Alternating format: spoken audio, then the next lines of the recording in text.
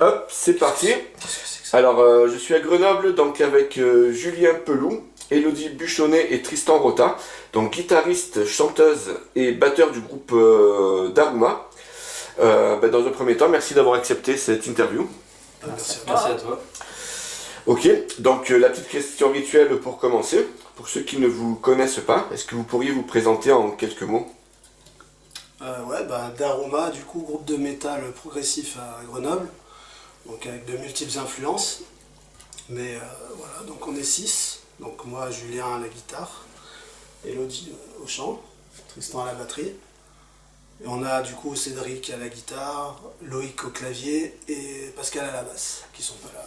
Mais que tu verras plus tard à la répète. D'accord, on va essayer de faire des vidéos potables si possible. Et Gizmo le chien. Alors il a quel rôle dans le groupe? C'est le producteur? C'est le manager. Manager. C'est lui qui prend toutes les décisions.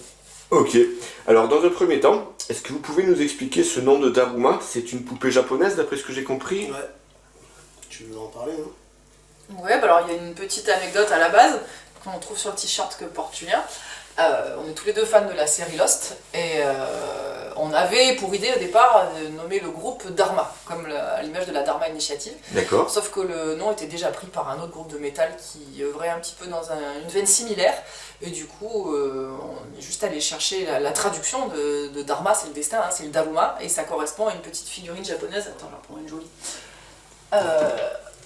Sur laquelle on peint un œil quand on fait un vœu, et quand le vœu se réalise, on peut peindre le second œil. Donc c'est un petit rituel qu'on trouve au Japon. Voilà. D'accord. Ouais. Ah oui, c'est vrai que dans la série Lost, au niveau de la station de Dharma, alors je suis pas sûr que c'est des japonais, je crois que c'est des coréens plutôt qui travaillent. Non, ouais, ça n'a rien à voir. Ouais, Ils n'ont pas du tout exploité la piste, c'est vraiment la traduction littérale du mot Dharma. C'est le mot Dharma indien qui devient Daruma en japonais. Ok, bon, autant pour moi. Du coup, visuellement, on s'est dit que c'était hyper intéressant comme objet, quoi, qui pouvait vraiment nous faire un beau visuel sur scène, etc.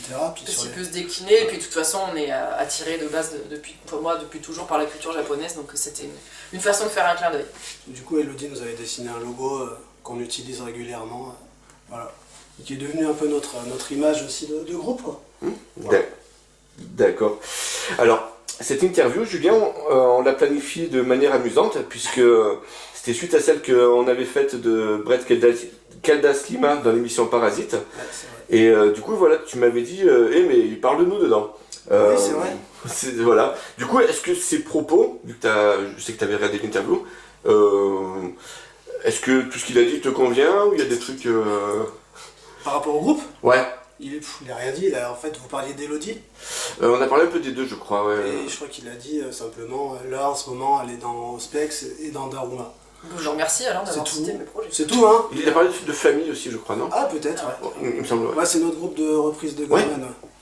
Et non, mais il a rien dit en fait de particulier, juste il a cité nos noms, ça m'a fait... merci Brett. Je me suis dit c'est cool, merci Brett, quoi. Bon, au moins il s'est pas trompé alors, du coup. Du coup j'ai rebondi et je t'ai contacté pour dire c'est nous, quoi. D'accord, puis j'ai écouté, puis on est là. Et salut Brett, du coup. Hein. Ok, donc voilà, je connaissais pas du tout Daruma avant ça, et j'ai bien accroché. Alors si je vous décris comme un mélange entre le heavy et le prog, avec une voix qui peut rappeler The Gathering, le tout avec un son évoquant la scène des années 95-2000, est-ce que ça vous convient? Moi ça me va bien, j'aime bien tout ça. Tout ce qui est heavy dans ce style, power metal, etc. Mais ok, il y a le côté prog aussi qui est super important. Dream Theater par exemple, c'est une grosse référence pour nous. Pain of Salvation, Hello, elle adore. Et puis les anciens aussi, Pink Floyd, etc. Voilà. Donc le mélange de ces deux univers, c'est un peu ça. The Gathering pour la voix, c'est pas une influence directe, mais c'est un sacré compliment, donc je le prends. Okay. Et j'adore The Gathering aussi. Ça serait plutôt quoi, alors, du coup, les influences directes au niveau de la voix? Enfin, moi, j'écoute pas forcément des chanteuses déjà. D'accord. Donc, j'écoute des choses diverses et variées, j'écoute beaucoup de folk, j'écoute beaucoup de prog. Effectivement, j'adore Daniel Gindello, j'adore Freddie Mercury. J'adore John Baez, j'adore Neil Young, enfin voilà, ça, je vais aller piocher dans tout un tas de choses qui sont pas forcément en lien direct avec le métal et avec le prog, donc voilà. D'accord, ok. Donc, votre actualité, c'est ce premier double album, Full Circles. Alors pouvez-vous déjà dans un premier temps nous expliquer le sens, et est-ce que vous avez la date de la sortie officielle? Tristan. Attends, juste, c'est pas full circus, c'est full circle. False. Comme un cercle. Circle, j'ai dit quoi, circle? Circus. Ah bah, c'est moi qui m'a fouillé. Ouais. L'album, oui, c'était un bon gros morceau de travail qu'on a fait l'année dernière. On a tout autoproduit, on a tout enregistré nous-mêmes, que ce soit donc en studio, surtout pour la batterie. En fait, ouais, l'album, la date de sortie n'est pas encore présente, elle arrive. On est là pour assurer que ça va arriver. On bataille un petit peu, voilà. Pour des raisons logistiques, on va dire, et techniques, mais on a un bel objet en prévision, vraiment, avec une très bonne musique dessus, et du coup, ouais, ça devrait arriver courant printemps, j'espère, ouais, avant l'été, Ce c'est serait d'ici bien. juin. Mais ouais, il arrive, il est en production, et il est prêt à sortir. Puis potentiellement avec une release partie Potentiellement à la rentrée. D'accord. Rentrée scolaire 2020, chose, 2025. Il y a eu des aléas, on va dire, par rapport à la production physique de l'album. On a eu des petites emmerdes de Ouais. colorimétrie au niveau de l'impression du Ouais. CD, pour être précis, du coup avec des allers-retours de tout notre stock qui nous ont fait perdre un petit peu de temps. D'accord. On a perdu 2 mois. Ah, 2 mois facile, ouais. On aurait dû les avoir là, on aurait même juste le. Tout est arrivé rose fluo, c'était embêtant, on a dû Tout renvoyer. Bah, puis même en plus, du coup, de l'autre côté, j'imagine que ça doit être frustrant parce que vous avez quand même Ah, tout est là, ouais. quelque chose d'épais entre les mains et vous êtes obligé d'attendre. Bah, nous, c'est fini depuis un petit moment déjà, tout ce qui est prod sonore, on va dire, Mhm. ça fait bien 3-4 mois que c'est fini, largement quoi. Donc c'est plus le côté vraiment usine quoi, qui. C'est pas grave, c'est les aléas du Mais métier. Bon, On prend le temps comme ça. Quand Comme ça, on fera une belle sortie. Exactement. ok. Donc, Julien, si j'ai bien compris, c'est toi qui t'es occupé de tout l'enregistrement et du mixage, c'est ça? Ouais. Bah, moi j'adore ça, j'aime autant écrire, composer, et le côté technique, production, j'adore ça aussi. Donc, je me suis déjà bien fait la main avant sur différentes prods, et de là à faire un album complet, notamment avec la batterie, c'est une première. Quoi. Donc, D'accord. c'était un peu un challenge au départ. Bon, c'était pas gagné, mais bon, après, les copains m'ont fait confiance, donc j'y suis allé à fond. Quoi. Et apparemment, le résultat est pas dégueulasse, donc Bah, On est loin d'être dégueulasse. voilà. d'après ce que tu m'as envoyé, Donc on est bien content du résultat et le côté autoprod nous faisait bien plaisir aussi. Quoi. Voilà, donc C'est un objet artisanal. Voilà, c'est vraiment fait maison, à part donc tout ce qui est Artwork, où là, on a vraiment Artwork. délégué. et mastering qu'on a fait faire. Mais sinon, tout ce qui est Les- vraiment du ressort de la musique, de la création jusqu'à la production, c'est tout notre travail. 100% maison, d'accord. de l'artisanat. Ouais. Alors justement, voilà, tu parles du mastering, donc vous l'avez annoncé sur votre page Facebook. L'album, il a été masterisé par Mika Jussila au Finvox Studio. Ouais. Du coup... Ah oui, non, la question c'est est-ce que vous êtes sur un label ou est-ce que vous tout financez vous-même? Donc bon, ça vous avez répondu. On a fait un crowdfunding en fait pour financer l'album au départ. D'accord, ok. Voilà, donc Donc c'est financé par nos amis quand même. Ok. c'est une sorte de pré-vente on va dire de l'album. Ouais. Voilà, avec des petits comment on appelle ça, des petits Contreparties goodies, des petites choses et- comme ça. Contrepartie, ouais. Pour pouvoir Voilà. remercier les gens qui ont avancé l'argent, qui nous ont fait confiance. Hein. Parce que même si tu passes pas par un studio, tu as quand même des frais, Mhm. ne serait-ce que le mastering, etc. Le pressage, tout ça, ça coûte. Voilà, ça coûte des sous. Vite cher. Et du coup, avec le crowdfunding, vous avez vraiment réussi à atteindre ce que... Oui. Ouais, d'accord, ok. ouais, largement. Même un peu plus. On a eu 90 donateurs à peu près, On a été D'accord. gâtés. Ouais. et on a été gâtés. Ouais. C'est Les vrai gens que- nous ont fait confiance, nous ont donné largement et on les remercie d'ailleurs Et parce merci à que vous. c'est grâce à eux qu'on a pu boucler l'album aussi rapidement. Et voilà. Et on sait qu'ils attendent depuis un moment aussi, Ouais. donc ça arrive. On se fait relancer régulièrement. ouais. Ok. Mais du coup, avec le surplus, est-ce que vous pensez faire des vidéoclips, des scènes Alors, on a un premier vidéoclip qui est arrivé déjà. Ouais. On va sûrement faire un deuxième, voire un troisième, mais voilà, c'est en cours de. Voilà, on va voir comment De gérer maturation. ça. Mais ouais, ça va se faire, ouais, ça va se faire, c'est sûr. Ok. Donc, on le reprendra en détail, mais vous avez déjà sorti plusieurs titres avant cet album. Or, sur Full Circles, on n'en retrouve que 3. Pourquoi en avoir écarté? Et comment s'est opéré votre choix de sélection? En fait, on avait énormément de morceaux potentiels pour l'album. En fait, on a quand même pas mal fait par rapport à ce qu'on joue en live.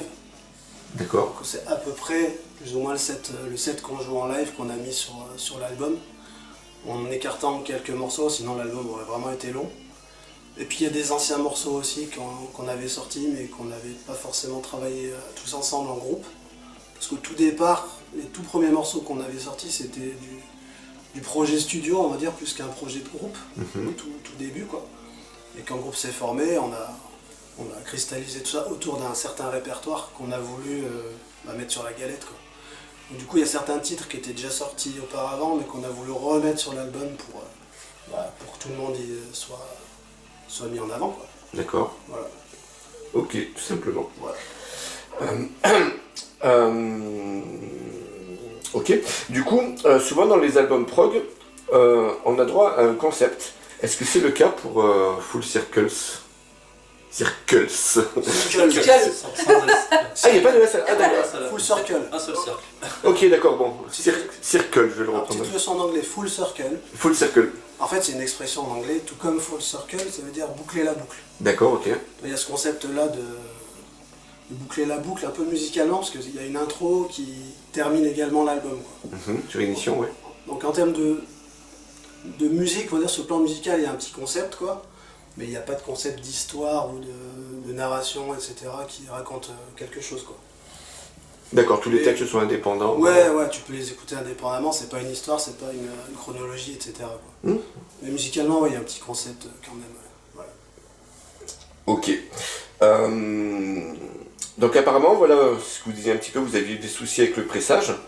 Donc que s'est-il passé? Envisager la sortie? Vous voulez rajouter quelque chose là-dessus Non, c'est On en a- voie on a d'être résumé, remédié, donc... C'est un petit souci technique d'impression qui C'est du pas coup méchant. a demandé un renvoi de notre part pour avoir les objets corrects, quoi. C'est rien de bien grave. Voilà. C'est de la prod, quoi. Ça arrive. Voilà. C'est de la technique, quoi. Disons qu'on est là pour le coup, on y est absolument pour elle. D'accord. Alors du coup, la formation de Daruma, donc par vous deux, donc Julien et Elodie, en 2020. Donc à l'origine, vous n'aviez pas de batteur, mais qu'en est-il du guitariste Cédric Streckel et du bassiste Pascal Mesquida? Est-ce qu'ils sont là depuis le tout début ou est-ce qu'ils sont arrivés par la suite? Ça a été chronologique. D'accord. Bon, effectivement, au tout début, c'était Elodie et moi, on travaillait en studio, on enregistrait comme ça à la maison.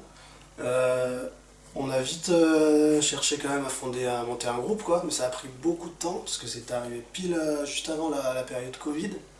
Donc ça a été Oui. une grosse pause, enfin compliquée à gérer, quoi. Mais on a rencontré Cédric juste avant le Covid, en D'accord. 2019, quoi. Et il a tout de suite été intégré au groupe et on a tout de suite considéré qu'il faisait partie du groupe. Pascal, c'est venu Un moment de... quelques En semaines 2020, après. ouais. Ouais, c'est arrivé en 2020, juste avant le Covid aussi Bah d'ailleurs. ouais, juste avant Ouais. le lockdown. Alors Pascal, c'était marrant parce qu'on venait de finir un concert avec Ospex, un concert symphonique, tu sais. Moi, je fais pas partie d'Ospex, mais j'étais embauché comme guitariste pour l'occasion, on va dire. D'accord. Et en sortie de concert, il y a les copains qui viennent saluer, etc. Et dans le tas, il y avait Pascal, que je connaissais pas. Et c'est toi qui me l'as présenté, je sais Ouais. plus, ouais. Et Elodie me dit, bah Pascal, bassiste, etc. Il me dit, ah, il paraît que vous cherchez un bassiste. Je dis, ouais, c'est vrai. Ouais, ça s'est fait comme ça. Et tu dis, tu joues bien de la basse? Il me dit, ouais, ouais. On veut voir. Moi, je dis, ah, Pascal c'est et moi, on bon. se connaissait depuis une bonne vingtaine d'années. On s'est tapé dans la main, on s'est dit, allez, c'est bon. Et depuis, c'est notre bassiste, et ça n'a pas bougé, quoi. D'accord. Et pour la batterie, ça a pris un peu plus de temps. Ça a été plus long. On a un peu plus galéré. Il se cachait bien, celui-là. On a un petit jeune au départ qui a commencé un petit peu avec nous, qui s'appelle Hippolyte, mais bon, il était étudiant, donc c'était compliqué. Il n'avait pas une vie très, très posée, c'était difficile. Puis d'un coup, un jour, il y a Tristan qui a sonné à la porte. Et voilà. Donc du coup, Tristan, c'est à quelle époque à peu près que tu as rejoint le groupe? C'était en 2022. Ouais, en 2022, d'accord, ok. Septembre, ouais, il me semble, la première répète. Ouais, c'est ça, c'était à la rentrée 2022, Ouais, je me rentrée semble. 2022. Ouais. Donc ça fait 3 ans. Ok. Donc, on était à 2020, donc après la formation. Donc, vous attaquez fort d'entrée avec le titre Spiral, un titre heavy speed mélodique qui peut rappeler Halloween ou Blind Guardian sur la fin. Sur celui-ci, on retrouve un guest de choix, à savoir Riccardo Confessori, qui a longtemps été le batteur de Angra. Comment est-ce que vous l'avez déniché? C'était à l'époque où on n'était pas encore tout à fait formé en tant que groupe, justement. C'était fin 2019, quoi. La chanson était déjà enregistrée en termes de démo, quoi. Mhm. Et il y a le Covid qui est arrivé. Et je me suis dit... et puis j'étais déjà plus ou moins en contact avec Ricardo, on avait déjà communiqué, quoi. Mais tout ça sur Facebook, quoi, sur les réseaux sociaux, quoi. On se connaît pas personnellement, quoi. Mais voilà, le feeling passait plutôt bien. Parce que moi j'ai une longue histoire avec Angra, c'est un groupe que j'ai suivi depuis très très longtemps, quoi. On va en parler, ouais. Ouais, à 16-17 ans, j'étais déjà fan et je les ai vus en live à l'époque de Holy Land, etc. Donc c'est pas anodin, quoi, que je l'ai contacté, parce que cette chanson en plus finalement c'est un vieux truc qui me restait dans la tête depuis cette époque-là, en fait. Depuis depuis même 1996-97, j'avais déjà ces trucs en tête, quoi. Donc quand on a posé finalement la chanson, je me suis dit, pourquoi pas lui demander, on sait jamais, on va lui proposer de poser une batterie dessus, quoi. Parce que c'était vraiment dans l'esprit en gras, triple Holy Land, etc., quoi. Donc bon, j'ai testé, j'ai lui envoyé un petit message et puis bon, ça s'est fait comme ça, assez naturellement, finalement il a accepté de le faire. Il m'a dit, ça tombe bien parce que j'ai une session, il avait une session d'enregistrement à ce moment-là. Il m'a dit, je vais rajouter en gros 1 heure pour faire ta chanson, quoi. D'accord, c'est-à-dire qu'il vous a rien demandé en... Non. D'accord, ok, ah bah c'est super, quoi. Non, mais c'était période Covid, Ouais. et lui il était un peu en mode je fais rien, quoi. Tu vois. Donc ça tombait bien, nous on faisait pas grand chose, lui il faisait pas grand chose, puis je crois que tous les musiciens à cette époque-là, ils étaient J'étais content de participer un peu comme ça. D'accord, ah ouais. Nous dans le délire, avec des copains, rien à voir, mais on s'est fait plein de collaborations, des chansons Petites comme vidéos ça. comme ça Où pour chacun rigoler. s'enregistre chez soi, on a fait plein de trucs comme ça. D'accord. Des reprises on a fait quoi, Aerosmith, Pink Floyd. Enfin, on s'est fait plaisir sur des trucs comme ça, quoi. Donc voilà, puis voilà, ça s'est fait comme ça, assez naturellement, quoi.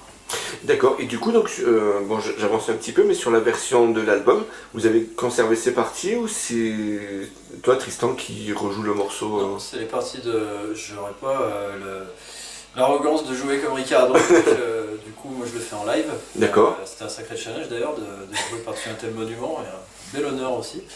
Et non, mais du coup les parties de... la batterie de Ricardo a été conservée telle quelle sur l'album. Ouais. D'accord, ok. Voilà, pour garder l'âme du morceau aussi, quoi. Il est humble, mais il aurait pu très bien le faire aussi en studio. Mais effectivement, on a pris le parti de garder pour la symbolique aussi. C'était notre tout premier morceau, et par contre on a retravaillé, on a fait un nouvel arrangement, etc. Mais, D'accord. voilà. Bon, c'est basiquement la même chanson, mais avec des petits twists à l'intérieur, quoi. Oui, puis en tant que fan du groupe, c'est vrai que c'est bien d'avoir un album sur lequel il y a une petite participation, justement. Ouais, c'était sympa d'avoir un guest. Garder aussi, un comme chouette ça. guest, ouais. On a quelques-uns d'ailleurs sur l'album qui sont sympas. Ouais. Donc du coup, dans la vidéo, j'ai pu relever un détail amusant.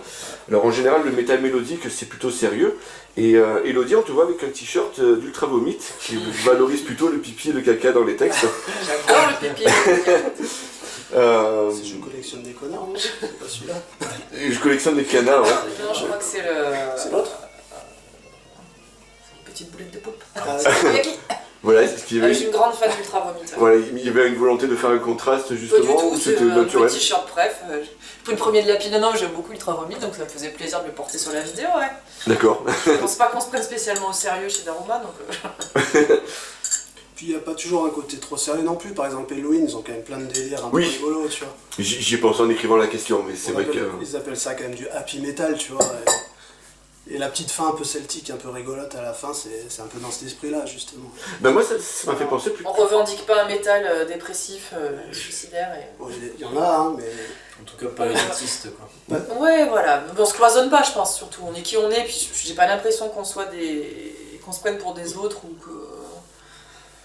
ou qu'on veuille afficher quoi que ce soit. On s'habille comme on s'habille, on parle comme on parle, et j'ai l'impression qu'on est plutôt simple globalement dans ce groupe, quoi. Ouais, on le fait avec sérieux, mais je veux dire, on se prend pas la tête non plus, quoi, tu vois. Mais comment dire, la chanson est sérieuse au niveau du texte, quoi, mais après, musicalement, on s'en fout, qu'on finit sur une fin un peu rigolote, où ça saute dans tous les sens, et pas de problème, quoi. Mais voilà, justement, cette femme, elle m'avait plus rappelé du Blind Guardian quand il faisait des concepts, un petit, justement avec la flûte... Avec la flûte celtique, quoi. Voilà, quand il faisait des concepts un peu sur le Hobbit et tout ça, quoi. Non, on adore ça aussi. D'accord, On ok. aime bien cet esprit-là. L'univers celtique et Tolkien, etc., ça Et nous toute parle, la mythologie ça nous Tolkien. parle vachement, donc voilà, c'est un petit clin d'œil aussi à ce qu'on aime, quoi. Ok. Donc, deuxième vidéoclip en 2021. Alors, 11h02 Nagasaki. Alors celui-ci il est dans un registre plutôt planant, on va dire musicalement. Moi, déjà, quand même. Alors j'ai l'impression que sur Spiral, Julien, c'est plutôt ton registre, mais que sur 11h02, c'est plutôt ta patte, Elodie. Est-ce que je me trompe ou... Alors, ouais, c'est moi qui suis à l'initiative du thème de la chanson. D'accord. J'ai eu envie de faire une chanson sur Nagasaki suite à un voyage au Japon et la visite de la ville de Nagasaki, et notamment du musée de la paix qui m'a beaucoup marqué. J'avais envie de retranscrire ça de la manière la plus simple et la plus émotionnelle possible, en rendant un hommage à cette tragédie. Hein. Et voilà, et Julien, je trouve, savamment mis en musique. On a récupéré des images vidéo qui sont des témoignages directs. Et sur le clip, sur la version non censurée, on fait également appel à un animé qui s'appelle Nagasaki no Gen, il me semble, de mémoire. Si vous avez vu les images qui sont parlantes, hein, qui se suffisent à elles-mêmes, qui est l'impact de la bombe sur la ville de Nagasaki et qu'est-ce qui en a résulté. Donc voilà, c'est une petite parenthèse sur la folie des hommes et sur la destruction et sur l'horreur de la guerre, quoi, tout simplement. C'est bien le clip qui est sur votre chaîne YouTube. Ouais, qui a été censuré entre-temps, donc on n'y a pas forcément accès. Ouais, en fait, le truc, c'est que j'ai voulu faire un clip quand même assez marquant, quoi. Et effectivement, il y a des images assez dures, quoi. Des photos qui peuvent être des photos de victimes, de déformations, etc. Puis des images à la fin, effectivement, d'un dessin animé qui raconte un peu le bombardement, quoi. Oui, mais c'est ça. Mais d'Hiroshima, ça parle plus du côté de... C'est pareil. Hein. D'accord. Mais du coup, je crois que ça a été striké sur YouTube, parce que, pas par rapport au droit, etc., mais plus par rapport à la violence, entre guillemets. Ah, mais il me semble l'avoir vu pourtant, enfin avoir vu justement cette version-là. Ouais, mais il faut être connecté, en fait, je crois qu'il faut avoir un compte et être connecté. D'accord, ok. Voilà, sinon, c'est pas une vidéo qui apparaîtra et qui sera mise en avant pour des gens qui vont juste sur YouTube comme ça, quoi. D'accord, ok.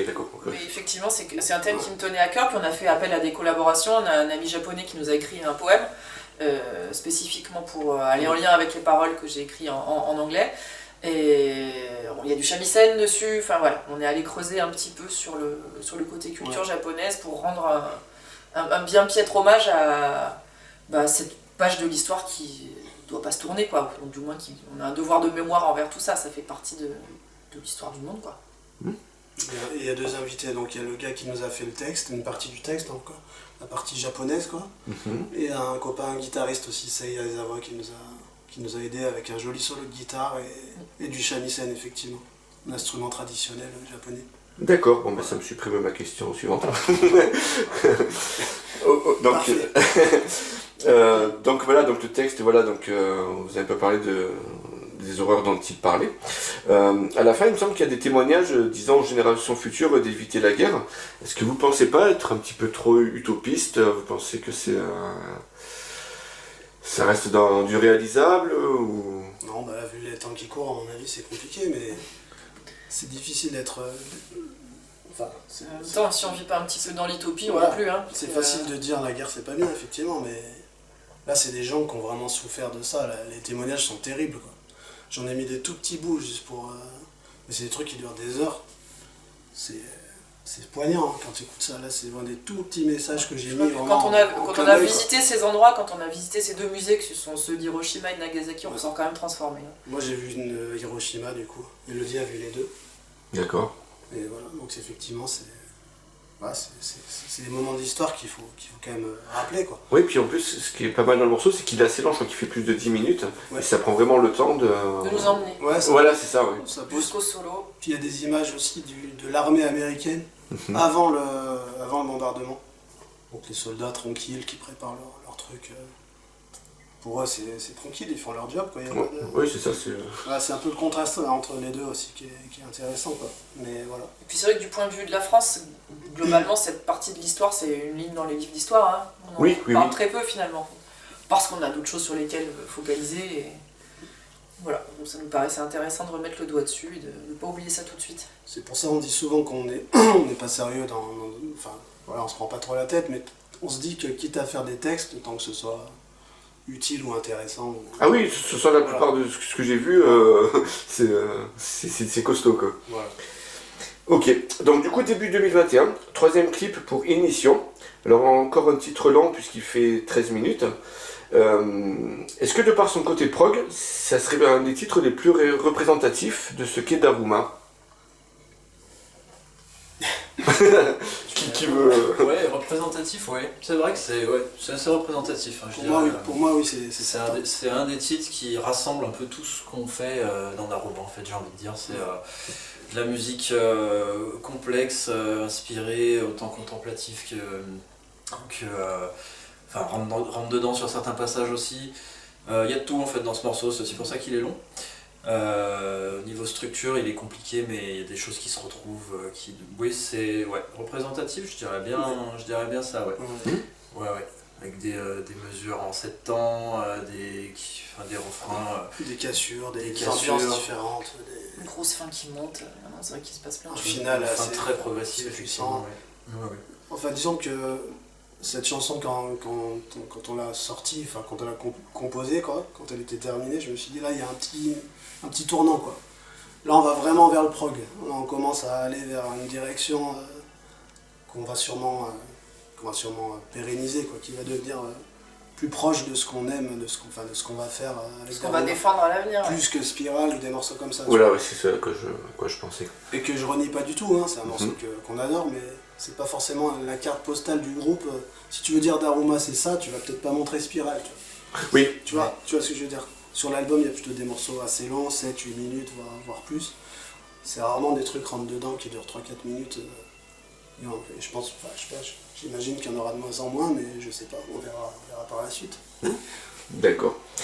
Donc du coup, voilà, par rapport à tous ces titres longs, donc vous les mettez sur YouTube, donc c'est très bien.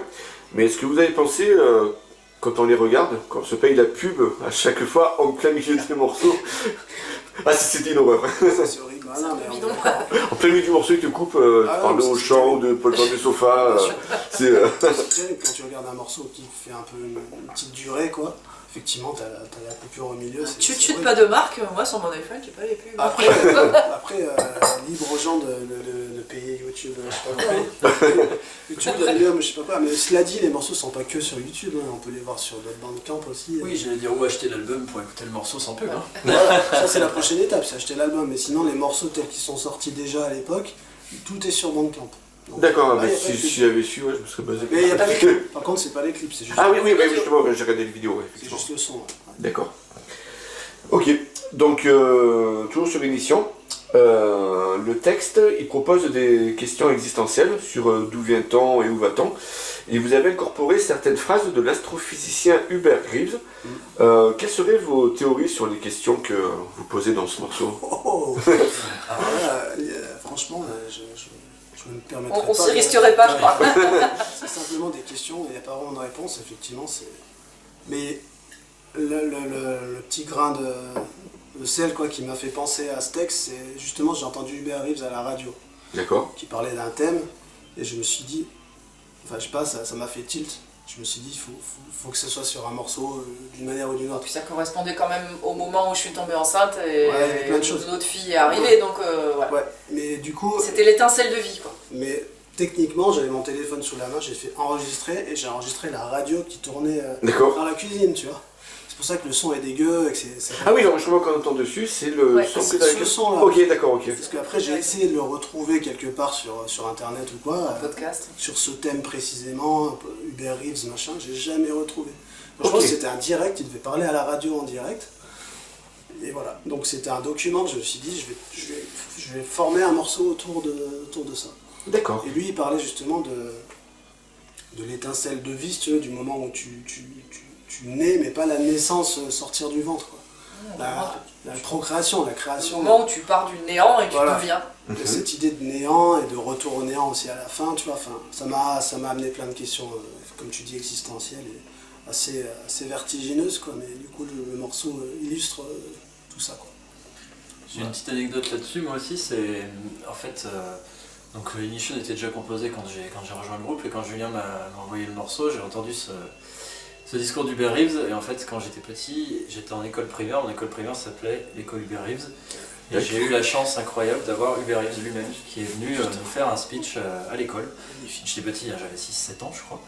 Et ce moment m'avait vraiment profondément marqué. Enfin, cette personnalité, cette aura qui émanait de ce monsieur.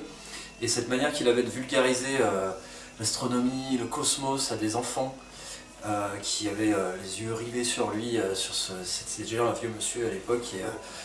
Et en fait, ça m'avait marqué. Et quand tu as envoyé ce morceau, j'ai tous mes revenus à ce moment-là. Ok. Et effectivement, ces questions existentielles, ces choses-là, ce que Hubert Reeves a vraiment mis en lumière dans ses recherches. Et du coup, d'ailleurs, le passage où Hubert Reeves parle, c'est un passage de batterie que j'ai composé. Et du coup, c'était vraiment très inspirant. En fait, j'ai trouvé ce morceau. C'est pour ça qu'on dit qu'il est représentatif de la musique de Daruma, parce que c'est vraiment un ensemble qui pose des questions, en fait, on va dire. Et qui apporte pas forcément des réponses, mais en tout cas qui donne des briques d'informations piochées un peu partout dans le morceau, on va dire. Puis sur un thème qui est quand même dans l'universalité, qui va forcément aller toucher tout le monde. Oui, On normalement. aura tous nos réponses à apporter, mais ça va tous faire écho à... Ouais, je pense qu'après chacun a sa théorie, hein, chacun a bien sûr. sa vision de ça, mais on laisse la question. D'ailleurs, la pochette, c'était un point d'interrogation. Ah, j'ai que la pochette avant, du coup. Non, j'avais fait une petite pochette pour ce single. Ah oui, d'accord, ok. À l'époque, quoi. Et c'était juste un point d'interrogation, quoi. Voilà. D'accord. Ça reste ouvert, quoi. Juin 2021, vous publiez une lyrique vidéo de Song for a Shaman en hommage à André Matos. Alors, est-ce que vous pouvez nous décrire un petit peu ce qu'il représente pour vous? Et est-ce que vous avez un album ou un titre de Angra ou autre favori? Le chien veut témoigner. C'est Julien qui va répondre à cette question. Ouf. Ouf. Moi, comme je disais, peut-être vous, je sais pas, mais moi, en gras, c'est vraiment une longue histoire, quoi. C'est un de mes groupes vraiment phares et comment dire, fétiche. Enfin voilà, c'est un truc déjà qui me ramène à l'adolescence, quoi. J'ai découvert ça, j'avais peut-être 16 ans, 16-17, quoi. Et franchement, ça a été un tournant, quoi. Vraiment, à l'époque, pour moi, c'était le moment où je découvrais Holy Land, l'album Holy Land, quoi. D'accord. Voilà. Et pour moi, c'était une claque, quoi. C'était une claque monumentale pour plein de raisons, quoi. Bon, déjà musicalement, parce qu'il y avait plein d'éléments qui m'intéressaient, le power metal type Helloween qui était là, mais aussi d'autres éléments, des éléments latins, des éléments brésiliens. Il y avait ce mix-là qui commençait à émerger aussi avec Sepultura, qui venait de faire Roots aussi à peu près au même moment, quoi. Oui, après Sepultura, ils avaient un petit peu attaqué déjà sur Chaos AD. Exactement. Moins, Donc il y mais... avait déjà eu Chaos AD avec des petits éléments, avec des morceaux comme Kaiowas, etc. Moi je sais que ça m'avait énormément marqué, D'accord. parce que j'étais aussi à la fois fan de métal et à la fois fan de musique traditionnelle. Donc j'aime beaucoup les musiques andines, les musiques des Andes, les musiques sud-américaines en général. Du coup, de découvrir ce mix entre les deux, ça a été une bonne claque, quoi. D'accord. Et l'histoire qui est racontée dans cet album aussi, qui est vraiment l'histoire de la conquête de l'Amérique, du point de vue des autochtones, du point de vue des conquistadors. Ce choc entre les deux, quoi. Tout ça raconté dans un album, j'ai trouvé ça juste fabuleux, quoi. Puis musicalement, c'était assez grandiose aussi, quoi. Et puis voilà, puis après, j'ai continué à suivre le groupe par la suite, j'ai découvert les albums d'avant. Oui, il y avait Angel's Cry. Angel's Cry qui est juste un chef-d'œuvre aussi, quoi. Et puis après le split entre Angra et Shaman, quand André Matos est parti de son côté, avec Ricardo Confessori justement. Et Luis Margueriti aussi. Margueriti à la basse. Du coup, il y avait deux groupes géniaux à suivre après, quoi. Il y avait Angra de son côté avec Kiko et la bande, quoi, avec le nouveau chanteur. Et André avec Shaman. Et voilà, il y avait une espèce d'émulation comme ça, et c'était assez génial, quoi. Et j'ai toujours suivi, quoi, tout ce qu'ils ont fait, même André après ce qu'il a fait en solo, etc., quoi. Avec Symphonia et compagnie. Ouais. D'accord. Et voilà, donc du coup, je sais pas quelle était la question à la base, mais... Voilà, c'est parce que ce que ça représente, ce qu'Angra a représenté pour vous. Donc, plein de choses, quoi. Ça reprend vraiment... Mais du coup, c'était un peu... Quand je me suis mis à faire des compos de métal, il n'y a pas si longtemps que ça a été quand même une grosse référence pour moi, quoi. D'accord. Simplement. Ok. Ah ouais, non, attends, juste pour finir, du coup, la chanson en elle-même, parce qu'on parlait de... Oui, on était sur la chanson à la base. C'est ça. On parlait de Song for a Shaman, qui est justement du coup simplement un hommage à André quand il est décédé, quoi. D'accord. J'ai fait la chanson dans la foulée, et voilà, j'ai demandé à Elodie de la chanter évidemment, puis on a enregistré ça assez vite, quoi, et c'est sorti comme ça, un peu comme ça, en mode on y va, quoi. Un instantané, quoi. Un instantané un hommage, quoi. Voilà. Et justement, voilà, donc pour la question suivante, alors je garantis pas la véracité de mes propos, ça reste des non-dits, mais on sait qu'André Matos, voilà, il était très exigeant concernant la musique. Alors, j'avais pu échanger avec une personne qui a joué avec lui, et visiblement, il pouvait se montrer plutôt excessif, genre à frapper ses musiciens quand ils font une fausse note, ou des trucs comme ça. Alors, est-ce que c'est des échos que vous avez? Ouais. Ah, pour le coup, j'y crois pas, mais après, j'étais On n'y était pas. Voilà, donc, voilà, est-ce que vous avez déjà eu des échos dans ce genre-là, ou pas du tout, Non. quoi? Non. Parce que ouais, moi, c'est la seule fois où j'ai entendu ce genre de choses, alors on sait pas, quoi, mais... Non, malheureusement, je l'ai pas croisé dans la vraie vie, donc je saurais pas te dire. Alors là, je vais dire Joker parce que j'aime pas parler des gens finalement quand tu les connais pas. Tu peux avoir une impression sur quelqu'un, dire que voilà, peut-être que c'est un connard, peut-être que c'est un mec super, t'en sais rien quoi. Donc non, on va pas parler. Mais en tout cas en termes d'influence et de musique quoi, on va dire, sans aller plus loin que ça, c'est quelqu'un qui m'a bien marqué. Quoi. Côté artistique. Ouais, bien sûr. Ok, donc, 4e clip. Pour le... Ah, il faut que je baisse... Donc 4e clip, voilà, donc pour le superbe Nothing Land. Alors je trouve que c'est l'un de vos meilleurs titres, et apparemment c'est quelque chose qu'on vous dit souvent. Est-ce que c'est quelque chose donc, qui vous fait plaisir, ou est-ce que ça vous agace un petit peu dans le sens où tout le monde vous réduirait à ce morceau? Ah non, ça Oh, fait bah plaisir. non, à notre niveau, c'est chouette d'être réduit même qu'à un morceau. Hein, je crois. Non, ça fait très plaisir de voir que ce titre touche les gens et parle et porte, donc non, on est fiers. Enfin, moi, Ah je suis non, fière. ça fait plaisir. Non, il n'y a pas... Il n'y a pas de raison de ne pas être content de Je ça. trouve pas qu'il soit réducteur en plus. Ça réduit pas, mais Il est puissant. quelque part, il résume aussi un petit peu l'univers du groupe assez bien. Quoi. Et on s'est rendu compte qu'en live, il plaisait beaucoup aussi, donc Ouais, tant mieux. ça va, c'est effectivement un morceau qui a... Longue vie à ce single. Au peu de concerts qu'on a fait à chaque fois, effectivement, on a eu des beaux retours sur ce morceau-là. Oui, avec Spiral, c'est peut-être les deux en fait qui marquent en fait dès la première écoute. Ouais. Pour tous les autres, il en faut plusieurs pour rentrer... C'est peut-être un des plus directs, on va dire. Ouais. Peut-être, ouais. Peut-être plus dans ce sens-là, quoi. Ouais. Oui, puis avec un refrain très mélodique, donc qui rentre dans l'oreille, qui est facile à capter, effectivement, ça demande peut-être moins de concentration pour comprendre l'esprit du morceau, ouais. Un tempo lent, des guitares très puissantes. Oui, voilà, une power ballade. C'est assez catchy dans l'ensemble. Ouais. Il y a juste une intro qui a pas forcément grand-chose à voir avec le reste du morceau, Oui, c'est vrai. mais que voilà. L'intro capte tout de suite. Ça Par rentre contre, dans elle l'art prend tout de suite dans l'art, quoi. Vraiment, elle envoie du lourd, quoi. pour attraper. Et Après, il y a cette cassure où la chanson part vraiment, mais là, c'est très doux, justement, c'est l'inverse, c'est folk. Mhm. Puis après, ça remonte au fur et à mesure, ça repart en puissance. Puis donc c'est peut-être une de nos chansons sur lesquelles il y a le plus de chants aussi. Et Ouais. ça, en live, les gens, ils aiment bien. c'est un des morceaux les plus chantés, ouais, effectivement. D'accord. Et justement, là, par rapport à cette intro, est-ce que vous avez composé le titre comme ça d'un trait, ou est-ce que vous avez des idées de cette intro et ensuite des couplets et refrains que vous avez finalement assemblés parce que vous trouvez que ça allait ensemble Ça, c'est un peu compliqué. D'accord. Non, dans le sens où ça fait un peu longtemps que c'est fait, que c'est fini. Que Ouais. Ouais, je me souviens juste que... Rajouter l'intro, il me semble. que- Elle est arrivée Non. après, non? Non, il me semble pas. Je crois que j'ai fait d'abord l'intro, puis le reste ensuite. Mais là, comme Ça quand même, voilà, tout est mis dans la même session pour c'était le une même session titre. studio, D'accord. et je pense pas que ce soit deux trucs que j'ai collés ensemble. Il me semble pas. Quoi. D'accord, ok. Oui, c'était un morceau déjà. Enfin, au niveau de l'idée, c'était déjà comme ça. Quoi. D'accord, ok. Ok. Donc, on était sur Nothing Land. Donc, par contre, voilà, dans ce titre, il y a un fort côté mélancolique, mais j'ai pas bien compris exactement le sens des lyrics. Est-ce que vous pouvez nous expliquer où est-ce que vous vouliez en venir? Vas-y. Hein. C'est dur d'analyser toujours comme ça, mais ça parle plus ou moins de solitude, de dépression, D'accord. de quelqu'un qui est en train de sombrer, quoi, quelque part. Mais qui demande une main tendue quand même. Voilà, mais qui plutôt que de Petit- s'enfoncer... Petit message d'espoir.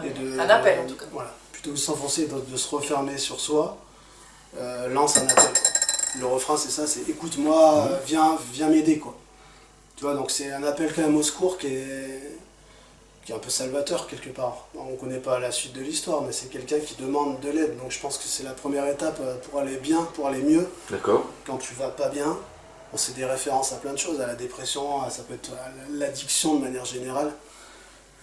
ça reste ouvert aussi comme interprétation. Mais c'est pour des gens qui ont un problème et qui plutôt que de se refermer, vont plutôt aller demander et voir les autres pour demander de l'aide, quoi. D'accord, ouais, donc du coup là vous restez quand même dans un thème général, c'est pas un thème précis. Bah, c'est quand même précis, mais c'est ouvert à interprétation. Ouais, d'accord, ok. Chacun peut le lire. À sa façon. Voilà, on n'est Ce- pas en train de raconter un épisode de notre propre vie, Voilà, ou si une ça se fait, histoire. de toute C'est façon, pas notre histoire, mais c'est celui qui sera en dépression à ce moment-là, il va pouvoir. Enfin, s'y reconnaître. Il va peut-être se dire, C'est un peu universel aussi il comme va- thématique. Il va peut-être se dire, bah effectivement, vaut mieux que j'aille en parler plutôt que de me renfermer. Celui qui est addict à telle ou telle substance, pareil, tu vois, ça peut être des choses comme ça, quoi. Je vais mettre le numéro vert là. Voilà. You wanna talk about it.com. D'accord. Donc 2022, vous sortez Like Phoenix, un titre de 20 minutes. Vous avez, 37 minutes. vous avez voulu battre votre record. C'est ça. Non, mais en vrai, c'est un des tout premiers aussi. C'est limite le premier celui-là. D'accord. C'est un des tout premiers avec Spiral et quelques-uns que j'avais sortis à l'époque. Et pareil, il n'y a pas trop d'explications, non, c'est pas une question de compétition quel sera le plus long morceau, quoi.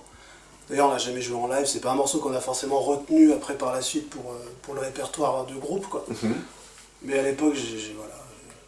Il y avait l'idée de ne pas avoir de limite, en fait, de faire. Si tu veux faire un truc de 20 minutes, ça fait 20 minutes, si ça fait 4 minutes, ça fait 4 minutes. D'accord. Voilà, je me suis laissé un peu emporter à la fin sur le solo. Oui, puisqu'en fait le chant il s'arrête je crois au bout de 5 minutes. Et, Ouais, après, c'est la chanson une est- longue montée prog. Bah, après, il y a un délire en termes de tonalité. Tu voulais boucler la boucle aussi en termes de tonade. donc Ouais. ça- Il y a une boucle de Il y a tonalité, une marche. si tu veux. Enfin, je sais pas Ouais. si tu t'y connais un peu en musique, mais Je suis batteur donc on va dire que non quoi. bah, si tu veux, il y a ce qu'on appelle une ronde des quintes. D'accord. Donc ça passe d'une tonalité, enfin, je vais pas rentrer trop dans les détails, mais en gros la partie instrumentale de la fin, qui fait quand même 15 minutes, elle commence en Do, après ça D'accord. passe à la quinte suivante, c'est-à-dire en Sol, après ça continue en Ré, puis ça continue en La, ça continue en Mi, jusqu'à revenir à la tonalité d'origine du morceau, au tout début, quoi. D'accord, ok. Et pour finir, j'étais obligé de passer par toutes ces quintes. Donc du coup, tu as je ne sais combien de tournes De marches. qui changent de tonalité à chaque fois pour Pour revenir à la au case début. départ. Là D'accord. aussi, il y avait un concept, mais c'était pas fait exprès, si tu veux. C'était juste que... À un moment, je me suis dit, bah, je vais jusqu'au bout, je vais pas m'arrêter, quoi. Ça aurait été con.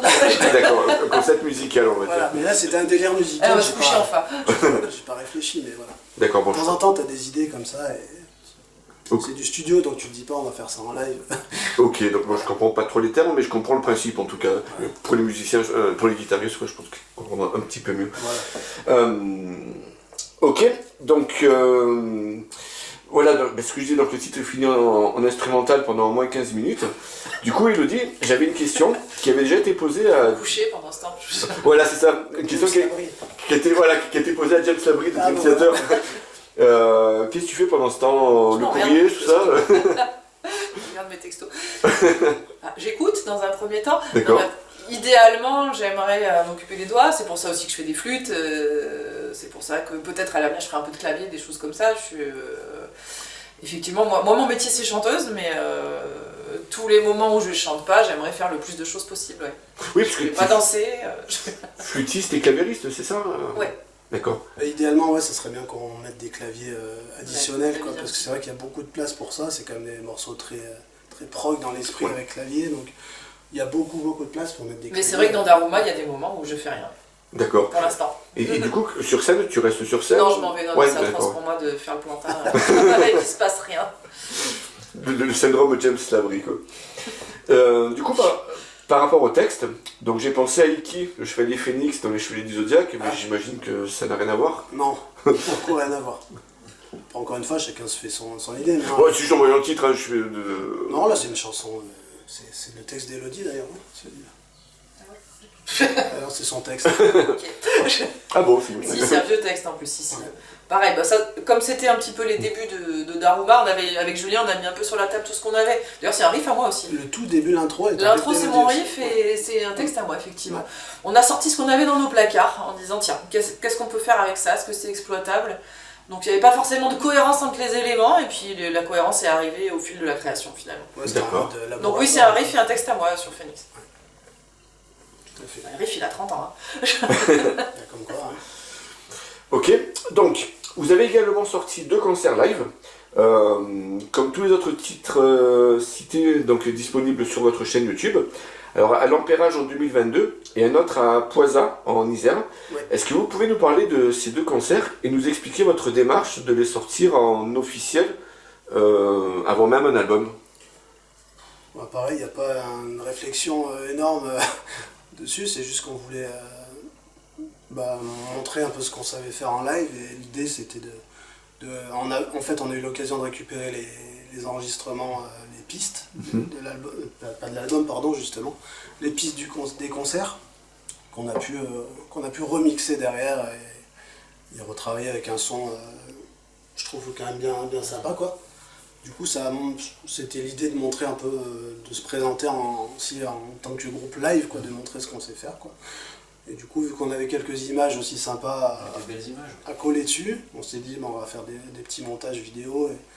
Et puis voilà, ça va. Comme ça, il n'y a pas de triche, on montre ce qu'on sait faire aussi en live. Et comme ça, les gens peuvent comparer une version studio et une version live. Voilà. Et vu que c'est nos deux plus gros concerts à ce jour, l'Ampérage c'était plutôt un concert court quoi, c'était une quarantaine de minutes je crois. Voilà. Je crois que c'est 3 quarts d'heure la vidéo. Ouais voilà, quoi. c'est ça. 3 quarts d'heure chrono quoi, on a dû booster un peu, jouer un peu vite et puis faire rentrer les morceaux comme ça. On n'en a pas joué beaucoup, je crois qu'il y en a 4 ou 5, je sais plus. Oui, il me semble. Et au contraire à Poisa c'était dans le cadre d'une résidence qu'on a faite pour travailler vraiment un spectacle de A à Z. Des lumières jusqu'au laser, jusqu'à tout quoi. On a tout travaillé vraiment en amont et le soir du concert on avait tout ce qu'il faut pour enregistrer. Du coup là c'était 2 heures de concert il me semble. Et là pareil, on a tout enregistré et puis on a tout envoyé en vidéo quoi. D'accord. Voilà. Et sur Bandcamp aussi également pour écouter ça en audio. Ok, donc du coup, entre ces deux concerts, j'ai eu l'impression d'un changement d'attitude scénique. Alors vous paraissez plus statique, donc à part votre bassiste sur celui de l'Ampérage. Voilà, alors qu'on sent que vous vous lâchez davantage à Poisa. Est-ce que c'est un point que vous avez travaillé, puis est-ce que vous êtes d'accord avec ce que je dis quoi? Mais surtout que Poisa c'était le fruit d'une résidence, donc Ouais. on avait peut-être eu un peu plus le temps de s'approprier On était chez nous à le Poisa. matériel musical, on s'est senti à la maison, donc ouais. D'accord. Plus on va travailler, plus on sera à l'aise et Et on n'avait pas de pression au niveau de temps aussi. Comme Ouais. l'a dit Julien, c'était un concert de 2 heures, on était tout seul. Voilà, il n'y avait pas de pression de temps, quoi. Il n'y avait pas de groupe derrière, il n'y avait pas de groupe avant. il n'y avait que nous. Il n'y avait que nous, et du coup, bah. Ouais, On a élaboré un tout petit peu plus, moi je changeais entre les morceaux, essayer d'habiter un petit peu plus les trucs, ouais. Il y avait une C'est un peu vraie ce mise plus en fait scène, plaisir. mise en scène, et il y avait des vidéos, il y avait vraiment la totale, parce que c'était notre univers. Alors que l'Ampérage, on était invités, on était Ouais. en première partie de 2 ou 3 groupes, je sais plus. On était les tout premiers. D'ailleurs, il y avait des balances qui ont quasiment été inexistantes ce jour-là, quoi. D'accord, oui. Nous, on est arrivés, on a fait un espèce de line check en 5 minutes chrono, et puis on a joué, on a attaqué notre set à froid. Ouais. Après on fait du prog, on n'est pas non plus des headbangers de fou, et je pense pas qu'on sera réputé un jour pour la folie de notre jeu de scène, mais Ouais, moi j'aime bien jouer, bouger et tout ça, mais voilà, là, ce jour-là, on était plutôt dans la concentration. À part effectivement Squall, notre bassiste, qui de toute façon, lui il vit sa vie. quoi qu'on lui dise, il va bouger dans tous les sens. Même sur un moment où il joue pas de basse, il Il habite. ne peut pas s'empêcher de tourner dans tous les sens, quoi. D'accord. Enfin voilà. Mais Oh. voilà. Non, c'est tout. Oh, ok, d'accord. J'essaie d'éviter de couper. Ok, donc niveau concert, voilà, tu le disais un petit peu aussi. J'ai l'impression que vous n'en faites pas énormément. Est-ce que vous êtes sélectif et est-ce que vous pensez en donner plus une fois l'album sorti? Bon, on n'est pas spécialement On aimerait sélectif, bien, non, mais- c'est compliqué. C'est pas évident. Il se passe pas grand chose par ici, déjà on est dans une ville qui est pas. On n'est pas sur une grande ville. Et est-ce que c'est facile dans les grandes villes? J'en sais rien en fait. Je pense que pour jouer en 2025 c'est quand même pas simple. Pour l'instant on n'est pas affilié avec un tourneur, on se débrouille par nous-mêmes pour trouver nos plans. Donc peut-être qu'il faut qu'on travaille aussi sur cette piste-là, qu'on se fasse aider pour décrocher un peu plus de dates. Donc pour l'instant quand on nous invite on vient avec grand plaisir. Mais et puis pareil, c'est pas notre métier d'organiser nos dates, donc on peut pas être à la fois derrière la création de la musique et puis en train de booker nos dates, enfin voilà. C'est des métiers différents. Je pense qu'il faut peut-être qu'on fasse appel à quelqu'un dont ce soit vraiment le métier pour nous mettre un petit peu plus en avant. Et oui, à l'avenir, on aimerait jouer plus que ça, bien sûr. Et peut-être que l'album fera qu'on aura peut-être un peu plus d'opportunités aussi, plus de contacts, on sait pas, hein, on sait pas ce que ça va donner.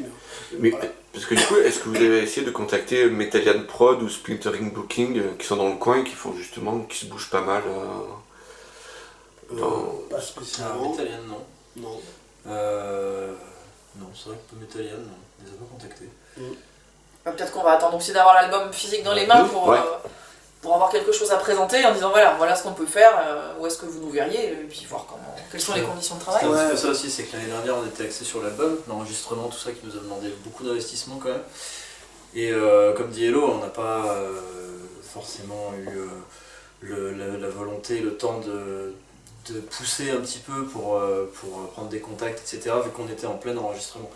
Donc voilà, l'idée c'était un peu de sortir l'album et ensuite, allez c'est parti, on mise tout sur les dates quoi. C'est vrai que là ça fait quand même 1 an et demi qu'on est vraiment sur l'album et qu'on n'a pas forcément été ni à la pêche aux dates, ni quoi que ce soit. D'accord. Mais ce sera la prochaine étape, oui. Mais effectivement on s'est C'est dit, sûr que cet album, maintenant qu'il est là, il va falloir le défendre, et puis on a envie de le défendre sur scène.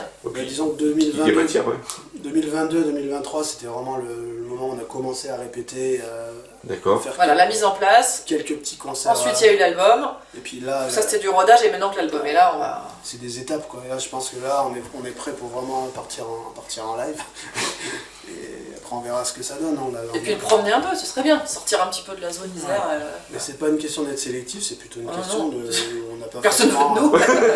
on n'a pas Personne nous forcément- connaît déjà dans un premier temps. Non mais effectivement on va pas non plus aller jouer à la fête de la saucisse de. Oui, Et on l'a fait. Voilà, on a fait un 21 juin, mais voilà, non, mais tout ça pour dire que c'est pas être sélectif, mais on fera des vrais. Oui, on va pas faire la tournée des bars du coin, quoi. On fera des vrais concerts dans des vraies salles et pas, Mm. pas des plans dans la rue ou devant un bar, etc. quoi. Donc déjà ça réduit. ça De toute va façon, on beaucoup. peut pas réellement parce qu'on est 6. Ouais, la ouais, batterie de toute façon. fait 3 mètres carrés, du coup on a besoin de place. Et ça dans un petit bar, c'est pas envisageable quoi. Ouais, Ouais, puis on a besoin quand même. On prend un certain espace sonore. Bah, oui. Il faut une qualité d'écoute. On peut pas jouer dans des conditions amoindries. Ça mettrait pas notre musique en valeur, je pense. Exactement. donc on préfère faire moins de concerts, mais des Mais plus bons qualitatifs. concerts, quoi. Voilà, D'accord. c'est ça l'idée quoi. Après on est ouvert à. Enfin, voilà. Tu veux nous faire tourner? Appelle-nous. Voilà, si vous cherchez un groupe dans l'esprit, on est là quoi. Y a pas Ouais, de souci. il y a le Facebook, il y a le YouTube, le Bandcamp, Voilà. tout ça. Tout, donc, ouais, il y a tout. On ok. aura bientôt un site internet aussi qui est en train de se mettre en route. Donc, là on avait abordé un petit peu les concerts. Donc, vous avez également publié Chosen, une reprise de Dream Theater que l'on retrouve sur The Astonishing. Alors, déjà, pourquoi ce choix? Et ensuite, alors voilà, bon là je pense que c'est une confrontation d'opinion, mais comment est-ce qu'on peut apprécier cet album? Pour moi, c'est leur pire. Quoi. Tu sors. Au revoir. J'adore cet album et j'adore D'accord. ce morceau. On adore. Ok.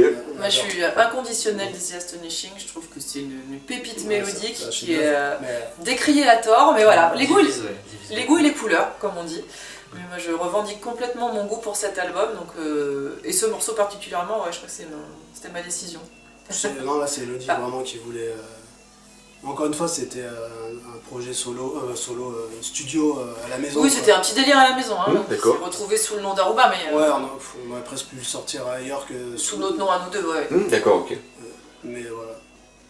Mais vu que Daruma, Dream Theater, il y a quand même un petit lien Moi, je artistique. suis quand même une etc. inconditionnelle de Dream et je renie pas du tout cet album que je trouve Ouais, ouais, très ouais. bien écrit, très bien ficelé.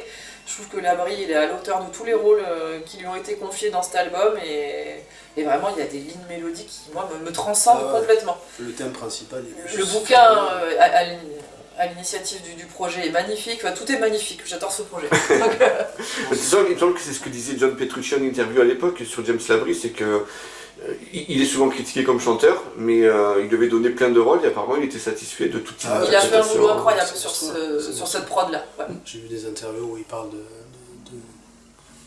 de cet enregistrement en particulier. Et c'est assez C'est un fabuleux, ce album qu'il a fait. abouti et À tous les niveaux. c'est un vrai opéra métal bien pensé, bien structuré, bien écrit qui mérite qu'on s'y penche. Oui, il y a Avis aux détracteurs.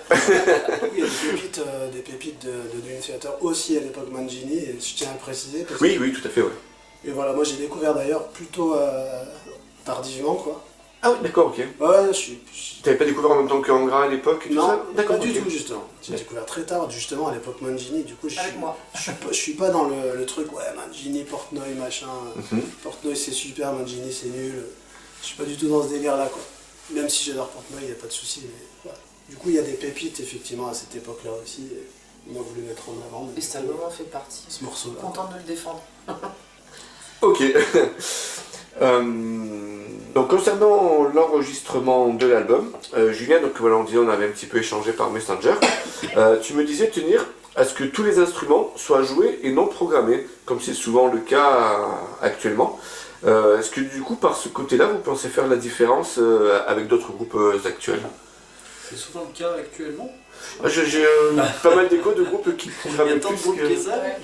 Je retouche peut-être en tout cas. Je bidouille. Ouais. Je citerai pas de nom, mais voilà, je sais qu'il y en a pas mal, quoi. Non, mais la bidouille, ça, il y en a toujours. En studio, Ah oui. le principe du C'est l'apanage du studio. studio. Mais quand je dis bidouille, c'est grosse bidouille. C'est- Ouais, ouais, non, ça Ouais, compte non, non, il n'y encore, aura c'est- jamais de Mais, grosse c'est pas- bidouille. mais là, il n'y a pas de problème. Mais et aussi, il y a aussi le fait qu'on a justement sorti des morceaux avant avec juste Hello et moi sans le reste du groupe. Mhm. Et justement, l'idée c'était de faire aucune programmation pour que chacun vraiment. Et sa place, et puis sa Juste- place de musicien, parce que- sa place d'interprète, quoi. Parce que je l'ai fait pendant 2 ans, programmer des batteries, c'est pas un problème, je sais le faire quoi. Si mais- c'était pour faire la même chose, il n'y avait pas d'intérêt de faire un crowdfunding et de se payer un bel album si c'était pas pour avoir les pistes de Tristan, les pistes de Pascal, voilà. Le Comme but, dit c'est Julien, que- il avait déjà fait tout seul dans le studio. Ouais. Il n'y avait pas grand intérêt à refaire la même chose. Non, l'idée c'est que chacun amène son propre univers, sa propre patte. Son son, sa patte, et surtout que Voilà, ce qu'on va entendre sur l'album, on sera à même de le présenter sur scène. Aussi. Qu'on se retrouve pas limité techniquement en disant ça, putain, je le passe en studio, mais je suis pas capable de le faire sur scène, il n'y a pas d'intérêt. Voilà. Ah oui, carrément. Chaque ligne qui est chantée sur l'album sera chantée sur scène, chaque pattern qui est fait sur l'album sera joué sur scène, quoi. Ouais, c'est l'idée, ouais. C'est Je l'idée. pense qu'on est d'accord là-dessus, ouais, qu'on a envie de ce côté artisanal aussi, ce côté véritable, ce côté humain, qui est que chacun joue son instrument, et puis c'est tout en fait. Après on peut partir sur des débats interminables sur l'IA actuellement et tout ça. Nous on veut rester humains et artisanaux sur On notre... est un groupe de rock, quoi. Même les graphismes de l'album, c'est un ami professionnel graphiste qui a absolument pas utilisé d'IA ou quoi que ce soit, qui a fait les dessins lui-même, les photos lui-même. Voilà, on cherche ça aussi, à rester...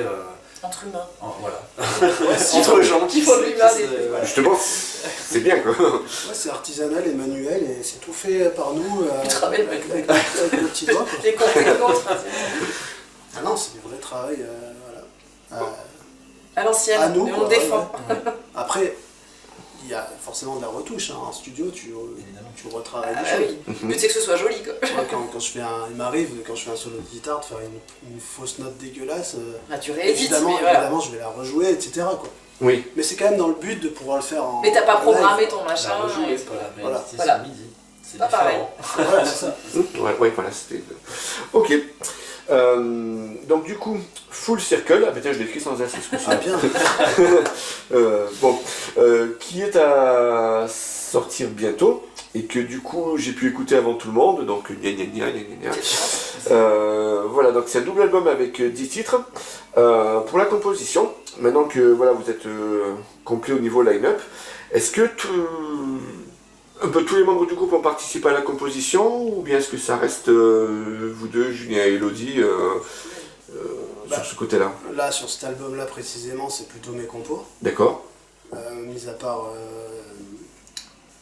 Maya, qu'on a travaillé à deux. Mais effectivement, c'est parce qu'on est parti du principe où on n'allait pas forcément tout recomposer pour l'album, si tu veux. Oui, d'accord. C'est ouais, pour parce ça que qu'il y a c'était des déjà morceaux fait. qui existaient déjà. En amont même de l'existence du line-up, donc forcément Voilà. les copains n'ont pas participé parce qu'ils n'étaient pas encore dans le projet. Voilà, les morceaux étaient déjà là, présents, et comme ça, Mais on du a coup, pas... c'est pas forcément représentatif de la méthode de travail qui sera celle de l'avenir. Voilà. L'idée, c'est de marquer ce moment-là, de boucler la boucle aussi dans l'idée de... Ça fait 6 ans que le projet existe. Jusqu'à présent, on fait ça. On a fait ça en live, on a présenté ça sur l'album. Mais rien ne dit qu'à l'avenir, ça va pas être... pas différent, tu vois, mais ce sera un vrai travail de groupe. En tout cas, il y aura la place composition. pour tout le monde en termes de composition. Parce que moi, je suis pas D'accord. du tout dans le délire de je vais tout faire tout seul, quoi. Mais ouais, ça s'est fait par la nature. Ça Par s'est la fait force des choses, quoi. naturellement, D'accord. par la force des choses, on va dire. Mais je serais ravi que quelqu'un amène un texte, je serais ravi que quelqu'un amène une mélodie, un riff ou quoi que ce soit. D'accord. D'ailleurs, il y a des morceaux qui existent déjà, hein, avec quelques participations de Cédric notamment. Ils sont à la même pas guitare. forcément sur Ils l'album sont pas d'ailleurs. sur l'album. Moi j'ai écrit des textes pour des morceaux qui sont pas sur l'album, Voilà. etc. Mais peu importe, enfin, là voilà, on a fait cette sélection là. Voilà.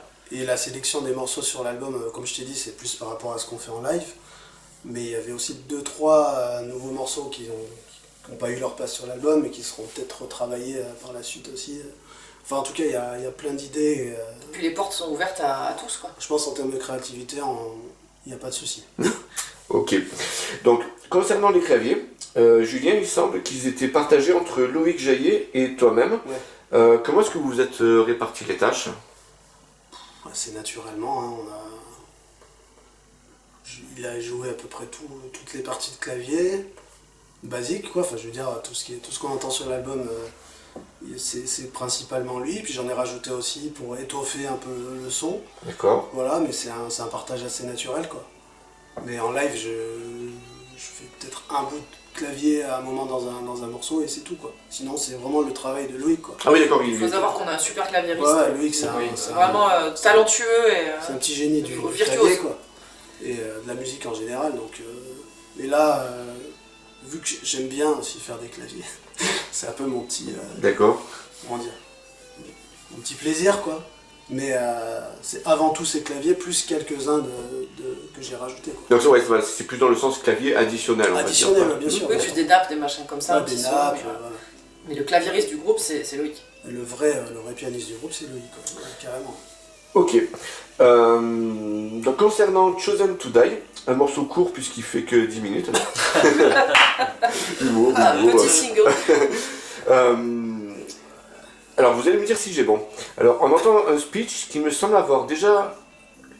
que j'ai l'impression d'avoir déjà entendu dans un titre de Timo Tolkki qui s'appelle Hymn to Life et qui provient du film Le Grand Dictateur. Oui, Ok. Donc et concernant les lyrics... c'est Charlie Chaplin.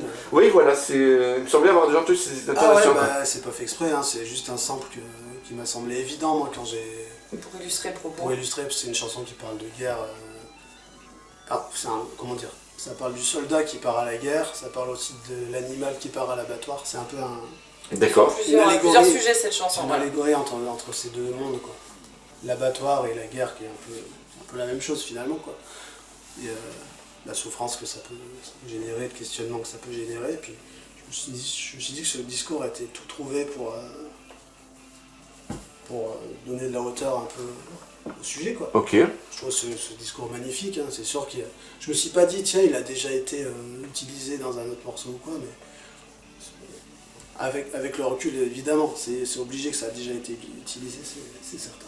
Mais je me suis dit, peu importe, c'est pas grave, c'est un truc qui appartient, on va dire, à tout le monde, quoi. Et voilà.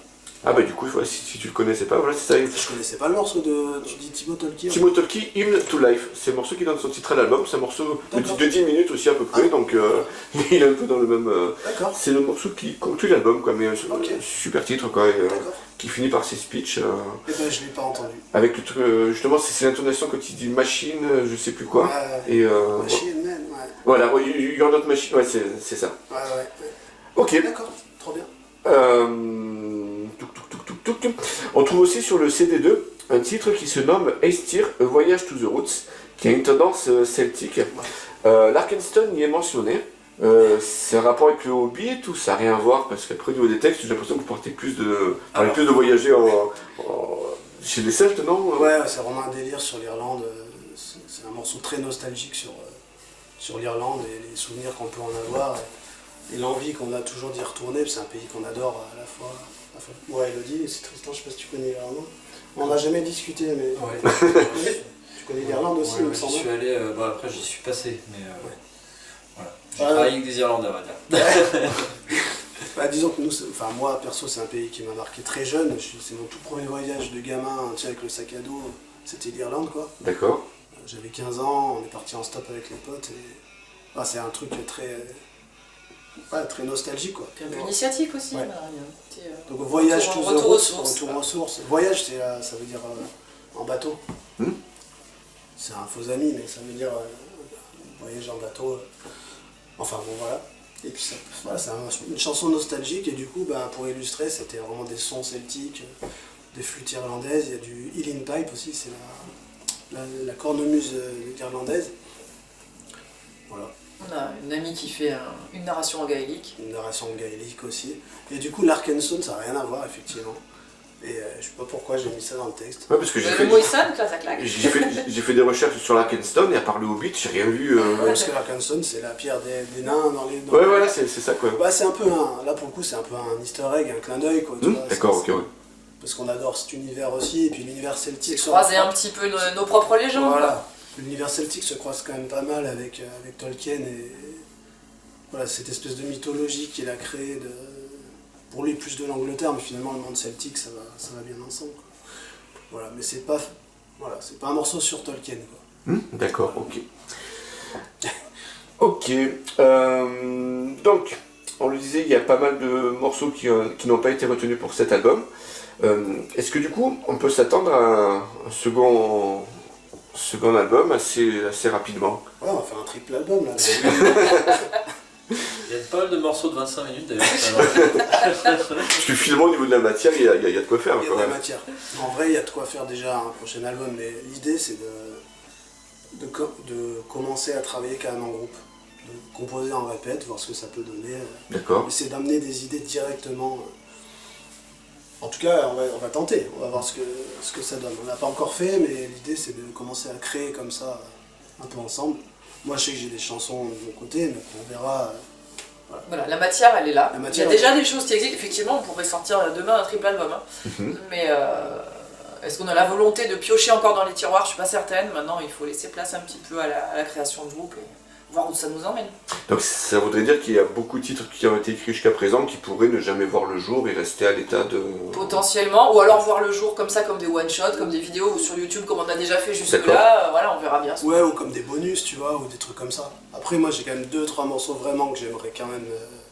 Mais ça sera pas tout un album, tu vois. Oui, d'accord, c'est En fait, un par-ci, un par-là, ponctuel. quoi. En fait, j'ai fini le délire de je compose, je fais plein de morceaux. Là, je suis plus dans cette optique-là, quoi. Je suis plus D'accord. dans cette dynamique-là, quoi. J'en ai fait assez. Je sais qu'il y en a encore 2-3 qui valent encore le coup, tu vois. Mais je sais qu'il y en a aussi 2-3 qui sont pas les plus intéressants du monde, tu vois. Voilà. Donc je sais que de toute façon, il y aura du tri. Mais surtout, vraiment, l'optique, c'est de travailler ensemble et de voir ce que ça peut donner en groupe. D'accord. Du coup, Elodie, impossible de ne pas aborder Calisia avec toi.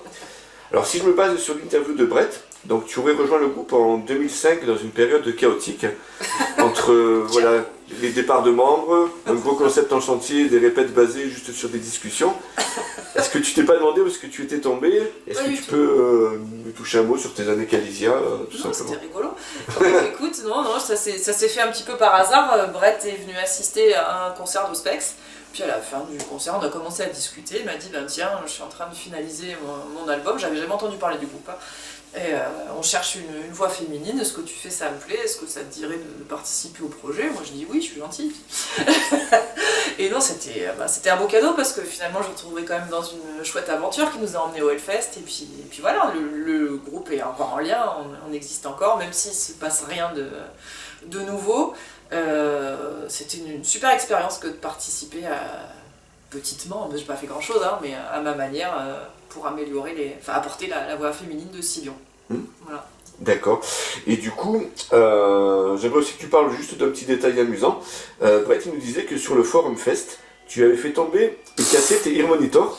Du coup, tu as joué sans retour. Oui, ils sont tombés, C'est la première fois, ça. il m'arrive tout le temps des conneries. Alors moi, je suis un peu Pierre Richard. D'accord, ok. Il faut savoir, et ben, je les ai fait tomber dans les toilettes, sinon c'est pas rigolo. Ah, il nous a pas dit ça, d'accord. Ah oui, il n'a pas vendu la mèche jusqu'au bout. Juste 3 minutes avant le concert, voilà, j'ai fait mon petit pipi d'avant la scène, avec tout mon bazar équipé, et plouf, les ear monitors sont tombés dans les toilettes. Donc effectivement, j'ai fait tout le Forum Fest sans retour.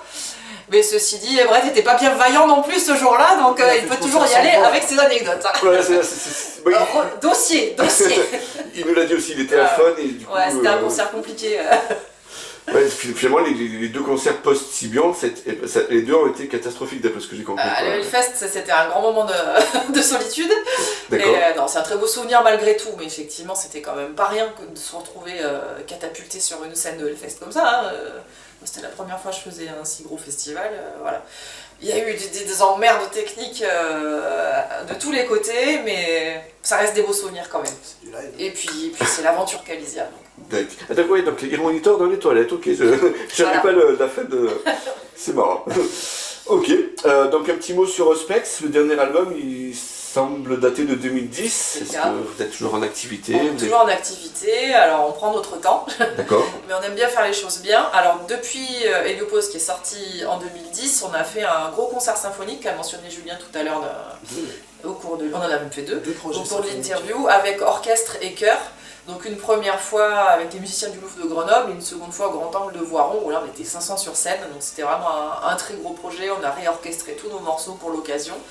Et donc suite à ce gros projet, on s'est mis un tout petit peu en pause pour finaliser un album acoustique qui est fini d'enregistrer et qui devrait voir le jour bientôt. Et qui du coup nous permettra, une fois ce projet finalisé, de laisser la place au troisième album d'Ospex. Voilà. Les projets sont là, le groupe est là, le line-up n'a pas changé. Et on prend juste notre temps. D'accord, ok. Donc du coup, Julien et Elodie, vous faites aussi partie de Famille, qui est un tribute band à Jean-Jacques Goldman. Ouais. Est-ce que vous pouvez nous toucher un mot là-dessus? Tout est dit. Ah, d'accord. Alors, On a un tribut de bande à Jean-Jacques Goldman. Ouais, mais on adore Goldman. C'est là-dessus qu'on s'est rencontrés finalement à notre... C'est notre premier point commun, on va dire, Voilà. musical, et puis d'accord. on adore ça, quoi. Donc on s'est dit à un moment, pourquoi pas jouer ces morceaux. Il est plus là, il est plus sur scène, donc autant Les faire vivre et puis à notre manière et Voilà, puis se faire plaisir. autant C'est un artiste qu'on aime beaucoup et qu'on prend plaisir à jouer. se faire plaisir aux gens, et voilà. De toute façon, on a plusieurs projets en parallèle. On a aussi un projet folk, juste Julien et moi, en acoustique, où on fait des animations, juste de guitare de voix. Voilà, donc on se diversifie quand même pas mal autour de nos... En dehors de Daruma, quoi. D'accord. Ah ouais. Ok, bon, Elodie, une petite colle que je pose au chanteur en fin d'interview. Alors, je sais que tu es une roche dedans, donc peut-être que tu pourras pas. Mais, donc, en gros, je demande s'il y a moyen de faire un petit extrait a cappella. Je veux savoir si tu accepterais de faire le refrain de Nothing Land, si tu te sens, ou Tu peux faire la guitare si tu veux. a cappella. Vas-y, si tu veux. Oui, c'est faisable.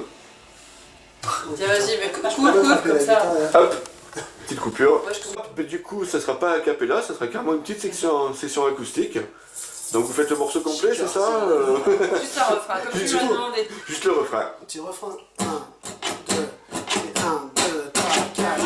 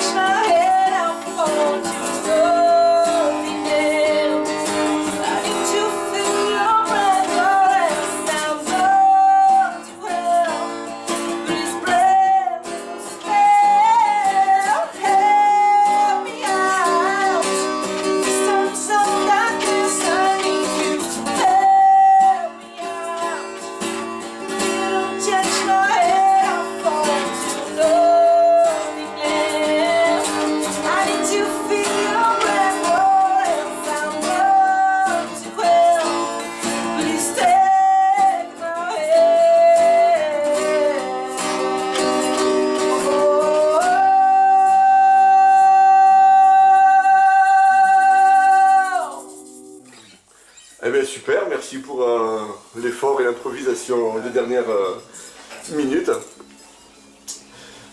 Superbe ce morceau, vraiment, ouais, le refrain, il est vraiment prenant, quoi. Même comme ça, voilà, en acoustique. Du coup, les citrouilles sur la guitare, c'est par rapport à Halloween. Ouais, C'est moi qui fais c'est un un cadeau. cadeau, c'est le C'est moi qui l'ai peint. C'est un cadeau d'Halloween, non? Un cadeau d'Halloween, ouais. Non, je dirais Halloween, le groupe, Oui, c'est un hommage à Halloween, oui, mais voilà, d'accord, c'est un oui. cadeau pour Julien. C'est un cadeau d'Halloween pour... d'Halloween Non, en rapport avec Halloween, carrément. Ok, ouais, je pense qu'on s'est compris. Ok, eh bien, écoutez, on arrive vers la fin. Est-ce que vous avez un dernier mot ou un sujet que vous voudriez aborder, dont on n'a pas parlé ou quoi que ce soit? Non, merci beaucoup, hein, franchement. Merci à toi, c'est cool, c'était bien C'est complet. vraiment bien. C'était bien full complet, circle. ouais. Non, génial, merci beaucoup. Et puis. Non, moi j'ai rien d'autre à Bah non, ajouter. mais merci d'avoir préparé toutes ces questions. Ah si, T'as- rendez-vous à la répète juste après. Là, du coup. Ouais. Alors, sans moi, je m'en excuse, mais voilà, comme tu l'as dit avant, je souffre d'une rage dedans assez intense, donc j'irai pas jusqu'à la répète aujourd'hui. Bah, d'ailleurs, merci d'avoir fait l'effort justement Je de t'en chanter prie. le titre. Ok, eh bien je vais vous remercier, puis on va continuer la suite avec la répète et la présentation des 3 membres que nous n'avons pas vus, quoi. Au top. Allez. Ok, hop, c'est parti. Donc en complément de l'interview de Julien, Elodie et votre batteur dont j'ai oublié le Tristan. nom. Tristan, merci. Donc, on a les autres membres du groupe pour une présentation. Donc, on a Loïc Jaillet au clavier. C'est moi. On a Pascal Mesquida à la basse. C'est bon. Et Cédric Stockel, ok, à la seconde guitare. Donc du coup, c'est guitare rythmique ou tu fais un peu des solos aussi Guitare rythmique, très peu de solos, très peu soliste. D'accord, ok. Donc déjà, voilà, dans un premier temps, est-ce que vous pouvez vous présenter chacun individuellement en quelques mots? Bah, vas-y mon poulet. Alors Tac. moi c'est Cédric, guitariste rythmique, je joue de la guitare depuis que j'ai 15 ans à peu près, ce qui fait à peu près 30 ans maintenant. D'accord. Voilà, qu'est-ce que je peux dire de plus? J'ai joué dans 3 ou 4 groupes précédemment, mais des groupes inconnus, en espérant que Daruma sera plus reconnu maintenant. Voilà, petite expérience, surtout dans le métal du coup, et quelques reprises pop avec des copains pour des fêtes de la musique, des choses comme ça. Voilà. D'accord. Bah, moi c'est Pascal, donc souvent bah, on me surnomme le Squall. Donc moi j'ai commencé en tant que guitariste. Donc je baladais en fait avec la guitare sur les épaules à collège, lycée, et j'ai appris la guitare comme ça. Ensuite je suis parti, donc je suis originaire de Marseille. Je suis parti de Marseille, je suis venu chercher du travail sur Grenoble. C'est là où j'ai commencé à connaître un peu plus de musiciens, faire un peu de la scène ouverte notamment avec des collègues que j'ai rencontrés à Saint-Martin-de-Vinou. On faisait pas mal de petites scènes ouvertes, ce qui a été pas mal enrichissant. Et après, ben, j'ai un collègue qui m'a branché sur un projet de groupe qui s'appelait Eltaria. Donc je commençais avec Eltaria à la basse. Donc c'est là où on m'a dit, bah, tiens, il y a un truc à la basse, ça serait bien que tu essayes la basse et tout. Et puis je me suis mis à la basse. Donc on a fait un album qui s'appelle Legend for Forgotten World. J'ai participé en tant que bassiste. Ensuite, j'ai aussi joué avec le groupe Somdraves. Donc Somdraves, on était 4, et dont le chanteur, on a dû arrêter en 2011 parce que le chanteur est parti vivre au Québec. Donc du coup on a arrêté, et puis après bon, j'ai fait d'autres groupes, j'ai d'autres projets musicaux qui ne sont pas spécialement en métal. Donc, j'ai un projet musical où je fais que des reprises qui s'appelle Tabaz, où on joue aussi dans ce local, on fait que des reprises. J'ai un autre groupe aussi où on fait du pop folk qui s'appelle Yo Télé, et aussi on va dire c'est plus acoustique. Et donc j'ai rencontré en fait Julien en allant voir un spectacle à Elodie qu'ils avaient monté avec Julien qui s'appelle L'Horloge et le Pantin. C'était à Voiron, il me semble qu'ils avaient fait le... C'était un truc monstrueux avec 150 choristes, le groupe et tout. Il y avait plein de musiciens, c'était philharmonique et tout, c'était génial. Et en discutant avec Elodie, vu que je la connaissais puisqu'on avait fait notre première scène, elle avec Ospex et moi avec Eltaria. Du coup, bah, on avait gardé le lien, et quand je l'ai rencontrée après à la fin du concert, elle m'a dit, tu fais quoi en musique et tout? J'ai dit, bah, écoute, je rechercherais bien un petit groupe de métal et tout, et c'est là où elle m'a dit, bah, écoute, moi mon mec il a un groupe là qui est en train de monter qui s'appelle Daruma, et on cherche un bassiste, donc si ça t'intéresse. Et c'est comme ça que j'ai rencontré Julien, et qu'on a commencé un petit peu, il m'a envoyé des bribes de morceaux que j'ai kiffé tout de suite, et puis bah, voilà, depuis on bosse ensemble. Après, ben, on avait un autre batteur qui s'appelait Hippolyte au début, qui n'a pas pu suivre parce qu'il avait beaucoup de boulot en termes d'études et tout ça. Et il y avait Eri aussi qui nous donnait un coup de main au niveau du clavier. Du coup, bon, Eri, c'était vraiment pour le temps qu'on trouve Loïc. Et après, on a trouvé la petite perle. Et voilà, et puis du coup, ben, là, on est bien complet avec Tristan, Julien, Cédric et Loïc et moi. Voilà. Et bien sûr, Elodie. Ouais, qui est au chant. Ok. Du coup, bah, moi c'est Loïc, du coup je suis au clavier. Du coup, mon parcours, c'est que j'ai commencé le piano assez tôt, vers mes 5-6 ans. Et du coup, j'ai toujours un peu baigné dans des influences moins métal, mais beaucoup du rock progressif, donc tout ce qui est Pink Floyd, King Crimson, Magma, Frank Zappa assez récemment aussi. Marillion, ouais, que je suis allé voir en concert. Je connais moins, mais je suis allé voir en concert, c'est pas mal. Et du coup, bah, comment je suis atterri dans Daruma? Bah, en fait, depuis quelques années, je joue avec Julien dans l'école de musique où il est prof. Un petit groupe où en fait on fait des reprises rock comme ça. Et vu qu'il a vu un peu mes sensibilités un peu prog et tout, il m'a proposé du coup de rejoindre Daruma. Et du coup, j'ai rencontré du coup tous les autres membres et je suis plutôt content parce que on fait de la musique qui est quand même franchement bien prog et tout, comme j'aime. Je peux jouer des trucs un peu symphoniques et tout, je peux faire des solos un peu. Du coup, voilà, vraiment cool. Et en parallèle, je travaille aussi un peu sur des compos personnels un peu, moins métal et plus c'est des influences un peu de jazz fusion et tout, mais voilà, plusieurs influences. D'accord, du coup je me suis posé la question pendant la répète si tu avais une formation classique, parce que j'ai vu que tu jouais avec des partitions. Ouais, alors pas classique, je suis pas allé dans un conservatoire classique non plus, mais la première école de musique où j'étais, il y avait quand même un peu plus une orientation classique. Du coup, j'ai appris avec les partitions, et du coup, j'utilise encore les partitions aujourd'hui, c'est assez pratique. J'alterne un peu en départition quand il y a besoin vraiment d'avoir tout précis, ou sinon je fais juste des grilles d'accords vite fait pour mémoriser la structure des morceaux. D'accord. Ouais, Donc- pour compléter, moi j'ai intégré Daruma, j'ai rencontré Julien qui cherchait, j'étais le premier à rentrer dans Daruma en fait. Il avait passé une annonce sur un forum genre EasyZig ou Zikaf ou un truc comme ça. D'accord. Et j'ai répondu à l'annonce, il m'a envoyé des extraits de morceaux et c'est comme ça qu'on s'est rencontrés en fait. Et c'est parti comme ça quoi. Le D'accord. premier membre à intégrer le groupe en 2019, début 2019. Moi j'étais deuxième. Ouais, 2020, Avec, t'es arrivé avec 2020, un mec College. Ouais. Alors que moi je suis arrivé plus tard en 2022, il me semble. Et c'est toi qui étais présent sur les 2 concerts au clavier qu'on voit en vidéo sur le site du groupe, hein, ou- Ouais, le concert à l'Empérage et celui à Poisa, c'est moi qui suis présent. D'accord. Ouais, parce qu'on te voit vraiment en fond, quoi, Ouais. en fond de scène. Il était timide, il est moins maintenant. C'est aussi que la scène de l'Empérage est assez Ouais, petite c'est aussi. assez- Oui. c'est vrai qu'il y a les scènes des fois, voilà, bon après... C'est vrai qu'à l'Empérage, t'es un peu dans mes fesses là. Ok, donc du coup, chacun, est-ce que vous pouvez nous parler de vos premiers pas dans la musique, vos influences à la base, et comment est-ce que vous vous êtes dirigé vers vos instruments respectifs? Ouais, alors la guitare, moi je suis tombé amoureux de la guitare en écoutant à la radio, je crois qu'il devait passer Téléphone à l'époque en 85-86. Et j'ai entendu ça et je tombais instantanément amoureux de la guitare électrique et j'ai pris une raquette de tennis et je faisais déjà de la air guitare. Et jusqu'à mes 15 ans où j'ai enfin pu bosser et m'acheter ma première guitare avec mes propres moyens, et c'est comme ça que c'est parti quoi. Ou peut-être 14, je sais plus, mais ouais, c'est comme ça que ça a commencé quoi.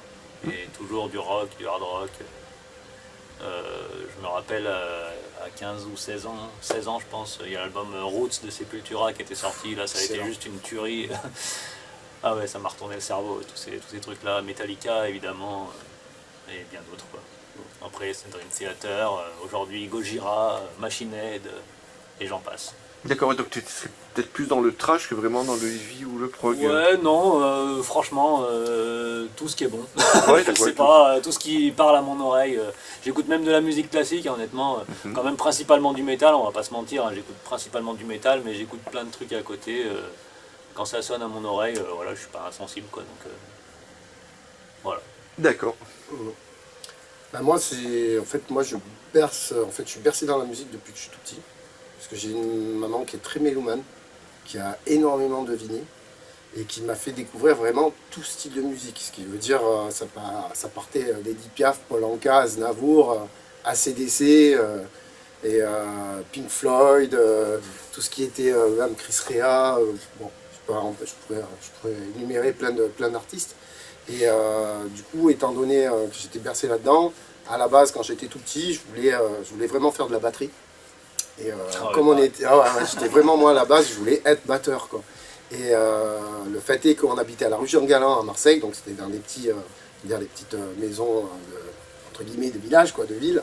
Et mes parents me disaient mais attends, une batterie ici, c'est pas trop possible. Bon, en fait, ils savaient pas qu'à l'époque on pouvait carrément travailler la batterie rien qu'avec des baguettes et un coussin quoi. Mais bon, après moi, j'étais trop petit pour un petit peu tanner, histoire de pouvoir faire ça, quoi. Donc j'étais plus orienté sur les sports de combat.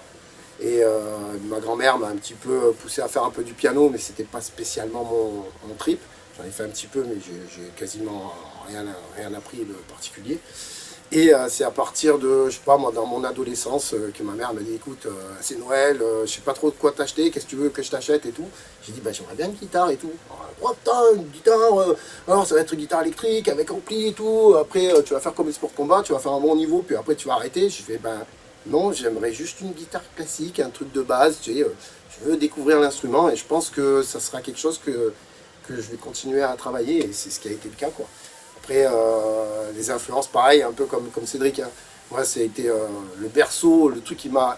Alors, tout premier, ce qui a été marrant, c'était Star Shooter, Machine à laver. D'accord. Tout ce qui était Elvis Presley, tout ce qui était les Stray Cats. Déjà, ça commençait à vraiment me plaire, le rock, on va dire le rock and roll, le boogie-boogie. Et progressivement, ben, pareil, Argent trop cher de téléphone. Puis après, c'est passé sur le truc, pour moi, le Saint Graal, Iron Maiden, quoi. Iron Maiden, c'était pour moi le Saint Graal avec Metallica. Et puis je me suis vraiment, là où j'ai vraiment commencé à vriller vraiment en métal, ça a été avec Slayer. C'est un de mes groupes, j'adore Slayer. Et plein d'autres groupes, et pareil, comme Cèdre, j'ai évolué dans plein de groupes de métal. Et à l'heure actuelle, c'est un de mes groupes favoris, Lamb of God. Pantera. Pantera, bien sûr, Pantera. Il y a eu énormément de groupes que j'ai kiffé. Je continue à écouter et à découvrir d'autres groupes. Mais je suis absolument pas fermé en termes de musique. C'est pareil, que ce soit du classique, de la musique du monde, de la musique contemporaine, n'importe. Je suis vraiment... en fait, il y a du bon dans tout style. Ouais. Même sur des trucs où il y a de l'autotune, c'est pas le truc spécialement que je trouve qui me plaît. Mais je sais que des fois, je vais entendre un morceau ou quoi, je vais dire, ah tiens, ça sort un peu de l'ordinaire et tout. En fait, c'est comment ça nous parle à notre oreille, en fait. Voilà. Je pense que quand on est mélomane ou quand on aime la musique, on n'est pas fermé à spécialement des styles. On a des styles vraiment particuliers qu'on affecte, qui nous touchent vraiment au fond du cœur, mais on est complètement ouvert à tout style de musique, parce que je pense que c'est avec ça qu'on enrichit notre propre style de musique à nous, quoi. Voilà. Moi, ce qui a vraiment mis le feu aux poudres, qui m'a fait basculer dans le hard rock à l'époque, c'est pour mes 10 ans, mon père m'a offert un baladeur cassette, non auto-reverse à l'époque. Enfin, il n'y avait pas encore, et pas le bass boost non plus. Mais il m'avait offert avec une cassette, un best-of de Scorpion, mais les vieux Scorpions des années 70, Ouais. avec le Robotman et compagnie. Là, et... ouais. Et moi, ma mère, c'était deux 45 tours. Hells Bells, non pas Hells Bells, c'était un morceau c'était un 45 tours d'ACDC, et surtout Antisocial de Trust avec Fatalité. C'était vraiment des 45 tours qu'elle m'avait, les premiers 45 tours de hard rock en fait qu'elle m'avait acheté, qui m'avaient fait vraiment vriller dans le style, quoi. On parle un peu, toi. Moi, ce qui m'a fait vraiment tomber dans la musique, c'est quand je vais avoir genre 4-5 ans, mon père il m'a fait découvrir Toto. Du coup, Ouais. les grosses chansons des années 80, Africa ou The Line. Et j'ai vachement accroché. Globalement, j'accrochais à vraiment tout ce qu'il me faisait écouter. Donc Toto, Genesis, les Beatles, les Who. Et du coup, vu qu'ils se sont rendus compte que j'accrochais bien à la musique, ils se sont dit on va l'inscrire dans une école de musique. Et à la base, ils voulaient m'inscrire pour des cours de guitare. Mais vu que j'avais genre 5 ans, je crois que c'est la directrice qui leur a dit que peut-être que mes doigts ils étaient encore trop fragiles pour jouer sur les cordes ou quelque chose du genre. Du coup, ils sont rabattus sur le piano. Et du coup, là, j'ai appris le piano j'ai suivi des cours pendant plus d'une douzaine d'années, au moins jusqu'à mes 18 ans. Après, avec les études, j'avais moins de temps pour les cours. Et ce qui était bien, c'est que le prof que j'avais, contrairement aux autres de l'école de musique où j'étais, il me laissait un peu jouer ce que je voulais. Les autres profs, c'était genre, tu jouais des morceaux classiques, on donne 3 morceaux, tu choisis celui que tu tolères le mieux. Et sauf que moi, je peux arriver et dire, j'ai la partition de Africa, de Toto, est-ce que je peux le jouer? Bah ouais, on l'a fait. Et du coup, ça a vachement aidé à me développer musicalement. Surtout quand après, dans l'adolescence, je suis mis à avant plus fouiller le rock progressif, du coup Genesis, cette fois-ci les plus vieux, Peter Gabriel et tout, King Crimson, Emerson, Lake and Palmer. Il y avait des trucs là-dedans qui, au vu des inspirations classiques en fait qu'ils avaient les musiciens, en fait ça me permettait de bien développer mes capacités au piano autant que si je faisais de la musique classique et tout. Et puis après, en fouillant encore plus dans tout ce qui est prog et tout, je suis un peu éloigné de ce que mon père écoutait à la base et je suis un peu mis à découvrir le jazz fusion, Magma et Frank Zappa qui j'ai découvert il y a moins d'un an mais qui possiblement mon artiste préféré actuellement. Excellent. Tellement c'est un bordel de genre et tout, mais je trouve ça c'est très inspirant. Et ironiquement, en fait, c'est le fait d'avoir été dans Daruma qui m'a fait un peu découvrir un peu le métal au final. D'accord. Parce que je connaissais vite fait genre Anderson Man et tout du genre. Mais du coup là j'ai commencé un peu à voir un peu les albums de Metallica, les albums de Megadeth et Slayer. Et voilà. Et du coup moi dans ce que je compose de mon côté, il y a aussi beaucoup d'influences du coup, comme j'ai dit, de jazz fusion, notamment des trucs comme Cassiopeia qui est un très bon groupe japonais. Et puis aussi qui fait un peu tâche au milieu du rock progressif, du jazz et tout, mais les musiques de jeux Nintendo m'influencent beaucoup. C'est excellent. Surtout les jeux auxquels j'ai joué, genre fin année 2000, début 2010, ça m'influence énormément dans ce que je compose moi aujourd'hui en solo. D'accord. Alors, tu as mentionné les Who, donc je voudrais te souligner que c'est aussi le groupe préféré de mon chien. Quand je lui demande c'est quoi ton groupe préféré, il me dit Who. Bref. Sans oublier Led Zepp. Hein. Pour moi, Led Zepp, tu vois, c'est là quand on parle musique. Moi, je vois le duo basse-batterie qu'il y avait dans Led Zepp. Ça a été pour moi, j'écoute énormément de musique, mais ce duo basse-batterie dans Led Zepp, je l'ai rencontré nulle part ailleurs. En fait, c'est vraiment un truc, il y avait un jeu entre eux qui était phénoménal, quoi. Et qui donnait vraiment, qui soutenait vraiment l'ensemble du groupe de Led Zepp. Par contre, il faudrait que je te fasse écouter du Shack Attack. J'en ai en vinyle et je pense que ça te plairait bien. Je crois que j'ai entendu quelques morceaux. C'est un vinyle, peu funk. Ouais, un peu funk, mais un peu justement un peu dans des trips que t'aimes bien toi aussi. Ouais. Tac, je fais une micro-coupure. Ok, donc suite. Donc du coup, vous arrivez dans Daruma, vous en avez chacun parlé, je crois, vous avez anticipé. Précédent projet groupe un petit peu aussi, est-ce qu'il y en a que vous voulez rajouter ou pas, ou vous avez tout dit? Moi j'avais rien avant Daruma, D'accord. À part le groupe où je jouais avec Julien dans l'école de musique, vraiment Daruma c'est mon premier gros truc. D'accord. Moi j'ai eu un projet pendant 4-5 ans qui s'appelait Damio à l'époque. Ouais, ça s'est terminé comme ça, quoi. Comme ça a commencé. D'accord. Je pense que ça devait se terminer, voilà, c'était du hard rock. C'est plus référencé nulle part, on a été un peu sur YouTube et Deezer et ce genre de choses, mais je pense que ça remonte à 15 ans maintenant, donc il n'y a plus rien nulle part. D'accord, tout a été... Ouais, tout a été supprimé. C'est peut-être pas si mal finalement. Bon, après moi je sais que personnellement j'ai eu quand même pas mal de groupes en tant que guitariste. Alors, des groupes pas du tout pareil, pas du tout connus. J'avais commencé quand j'étais arrivé à Grenoble avec un groupe, on avait monté qui s'appelait Versatile. Après on avait fait... non, c'était Charlie et les Voyous d'abord. Après on avait fait Versatile. Et après j'ai fait plein de petits groupes avec divers et variés. Mais en fait, ce que j'aime bien, en fait, c'est participer à plein de projets. Ce qui veut dire que chaque année, j'accompagne une collègue qui est prof de musique à Saint-Imier, qui a ses élèves qui sont de tout âge. Et elle, pareil, elle leur propose de choisir des morceaux qui travaillent tous ensemble. Et arrivé à la fin de l'année, donc mai-juin, on fait un spectacle et elle m'appelle en tant que bassiste. Et souvent, là en ce moment, c'est souvent Tristan que je sollicite pour nous accompagner. Et on accompagne entre une vingtaine et une trentaine d'élèves. Et on joue comme ça dans une salle ou à l'extérieur quand le temps est clément. Et puis voilà, j'ai puis plein de projets. J'ai accompagné une copine aussi, Dora, qui est colombienne, qui à la base faisait de la guitare acoustique et qui chantait chansons en espagnol. Colombie, c'est espagnol. Oui. Et elle faisait un voyage autour de l'Amérique latine et elle avait des morceaux. Et du coup, on avait monté un petit spectacle un peu ensemble. Où moi, je passais à 12 cordes, à la basse, à la percussion. Je faisais un peu des trucs. Donc moi, j'aime bien en fait accompagner divers projets. C'est ça c'est un truc... c'est un petit peu des challenges en fait. D'accord. Voilà. Ok, donc du coup, l'album qui va sortir cette année normalement, comment est-ce que vous avez vécu l'enregistrement?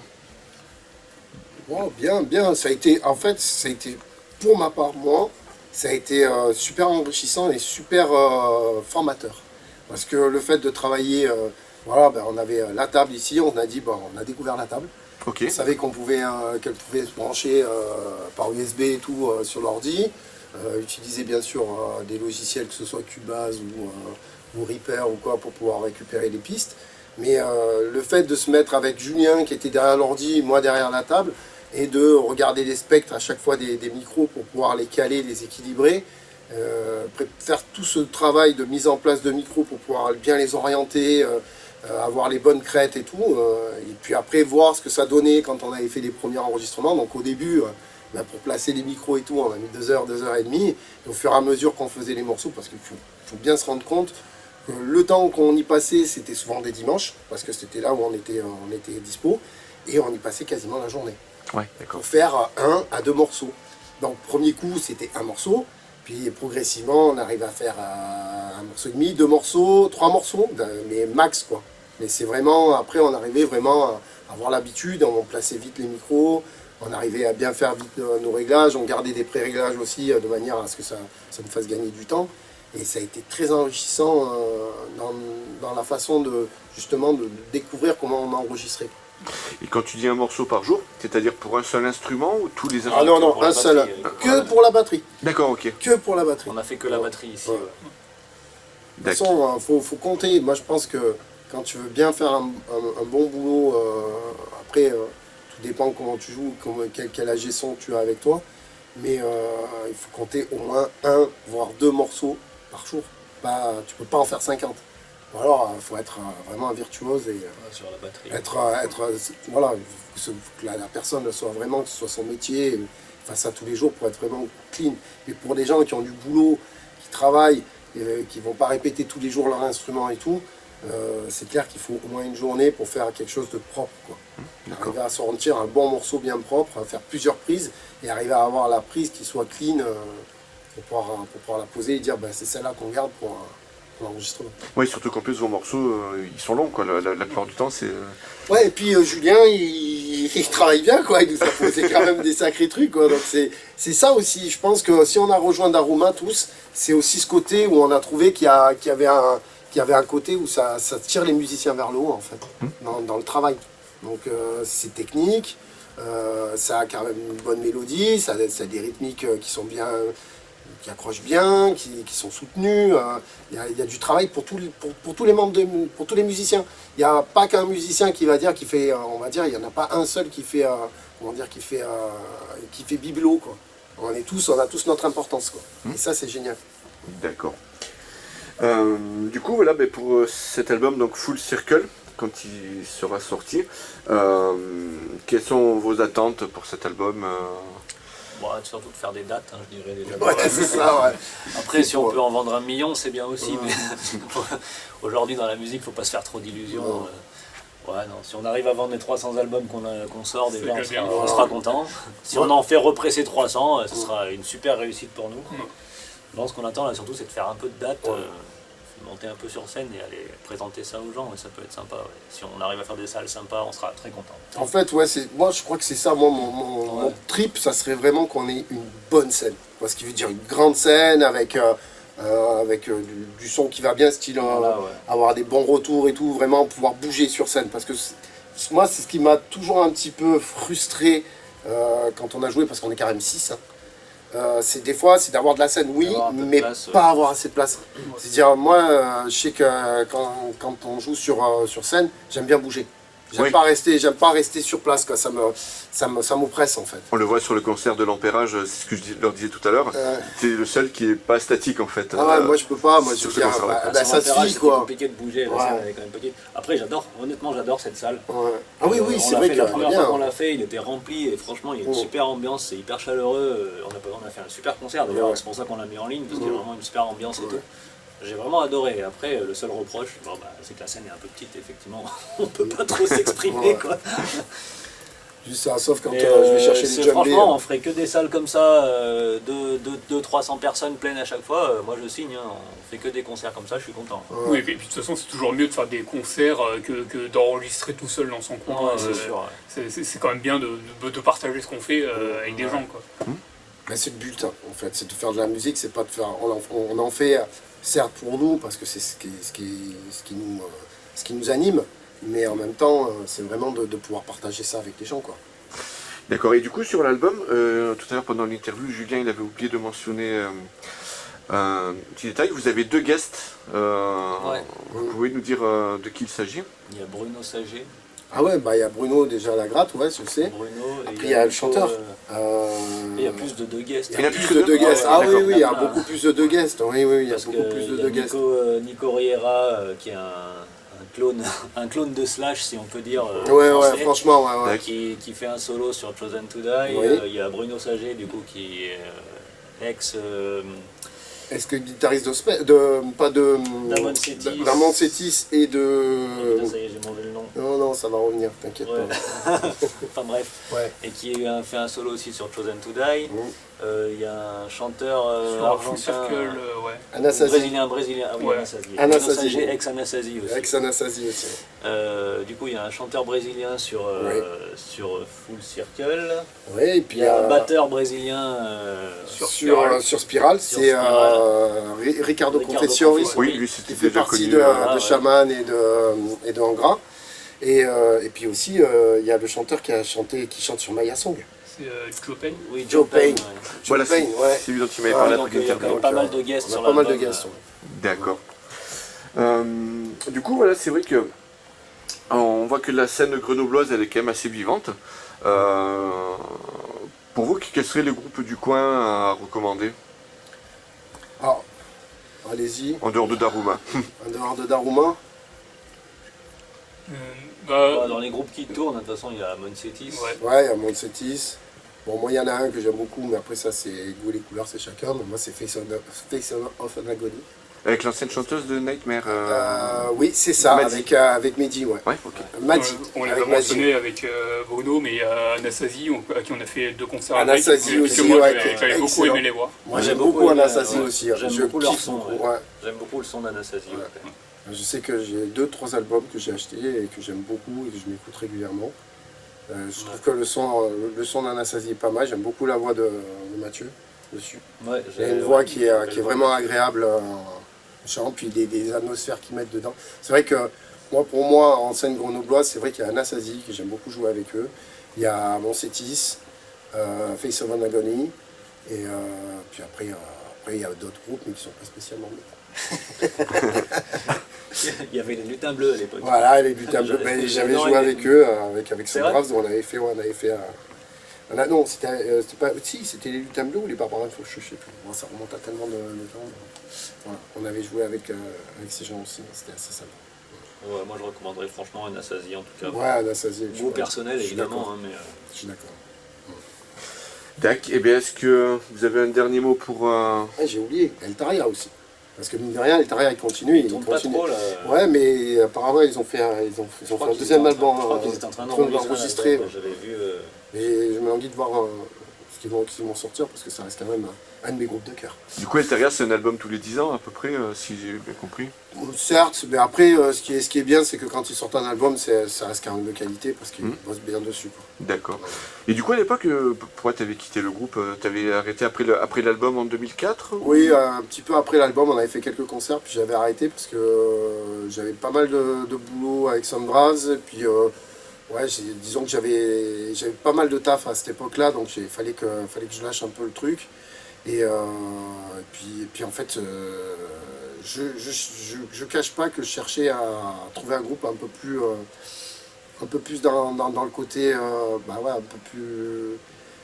Alors je veux dire, ça c'était plus symphonique et moi je cherchais quelque chose d'un peu plus en dedans, un peu plus, voilà, un peu plus Pantera, un peu plus Sepultura, un peu plus... Bon, je ne vais pas dire qu'avec Daruma c'est ça, mais j'y trouve quand même mon compte et après bah, je verrai, j'aurai peut-être d'autres occasions. Voilà, chaque période. Tu peux avoir des attentes différentes à chaque période de ta vie. Moi j'aime bien un mélange, tu vois, j'aimerais bien un mélange, on va dire, Sepultura et Rage Against the Machine. D'accord. Tu as un truc où ça puce, mais en même temps tu as quand même de la mélodie, tu as quand même des parties assez... où tu fais jumper les gens, quoi. Ah, ça revient bien dans la scène des années 90 en fait. Quoi. Exactement. Moi je suis un grand fan de la scène des années 90. Moi en ce moment je suis à fond dans Machine Head et Ouais. je ferai un groupe Machine Head volontiers. Machine Head, c'est excellent. Je m'y suis remis récemment, ouais, j'adore. Ok, eh bien, est-ce que vous avez un dernier mot pour la fin? Quelque chose à aborder que... Qu'est-ce qu'on peut dire le métal c'est que de l'amour, alors aimez-vous et Voilà. aimez-nous Et nous, surtout on vous acheter aime. l'album. Voilà, surtout acheter l'album. Après, voilà, ben moi je suis content d'avoir trouvé ces bras cassés, ça fait plaisir. J'aime bien les embêter, ils aiment bien m'embêter aussi. On a vu ça en répète tout à l'heure. Et encore là, tu as vu qu'une esquisse. C'était soft. Aujourd'hui on était soft, il y avait du monde. Parce que t'imagines pas la misère que je leur ai fait quand on était en résidence. Je leur courais derrière avec un code de chantier. Ils étaient en train de régler des trucs et j'arrivais derrière. Alors voilà. J'étais assez taquin. Ouais, son surnom c'est Super Connard. Je le revendique. Ouais. Et sinon venez nous voir en concert, on Voilà. partagera une bière avec vous avec plaisir. Ouais, avec plaisir. Métal. Ok, allez, merci à vous. Merci.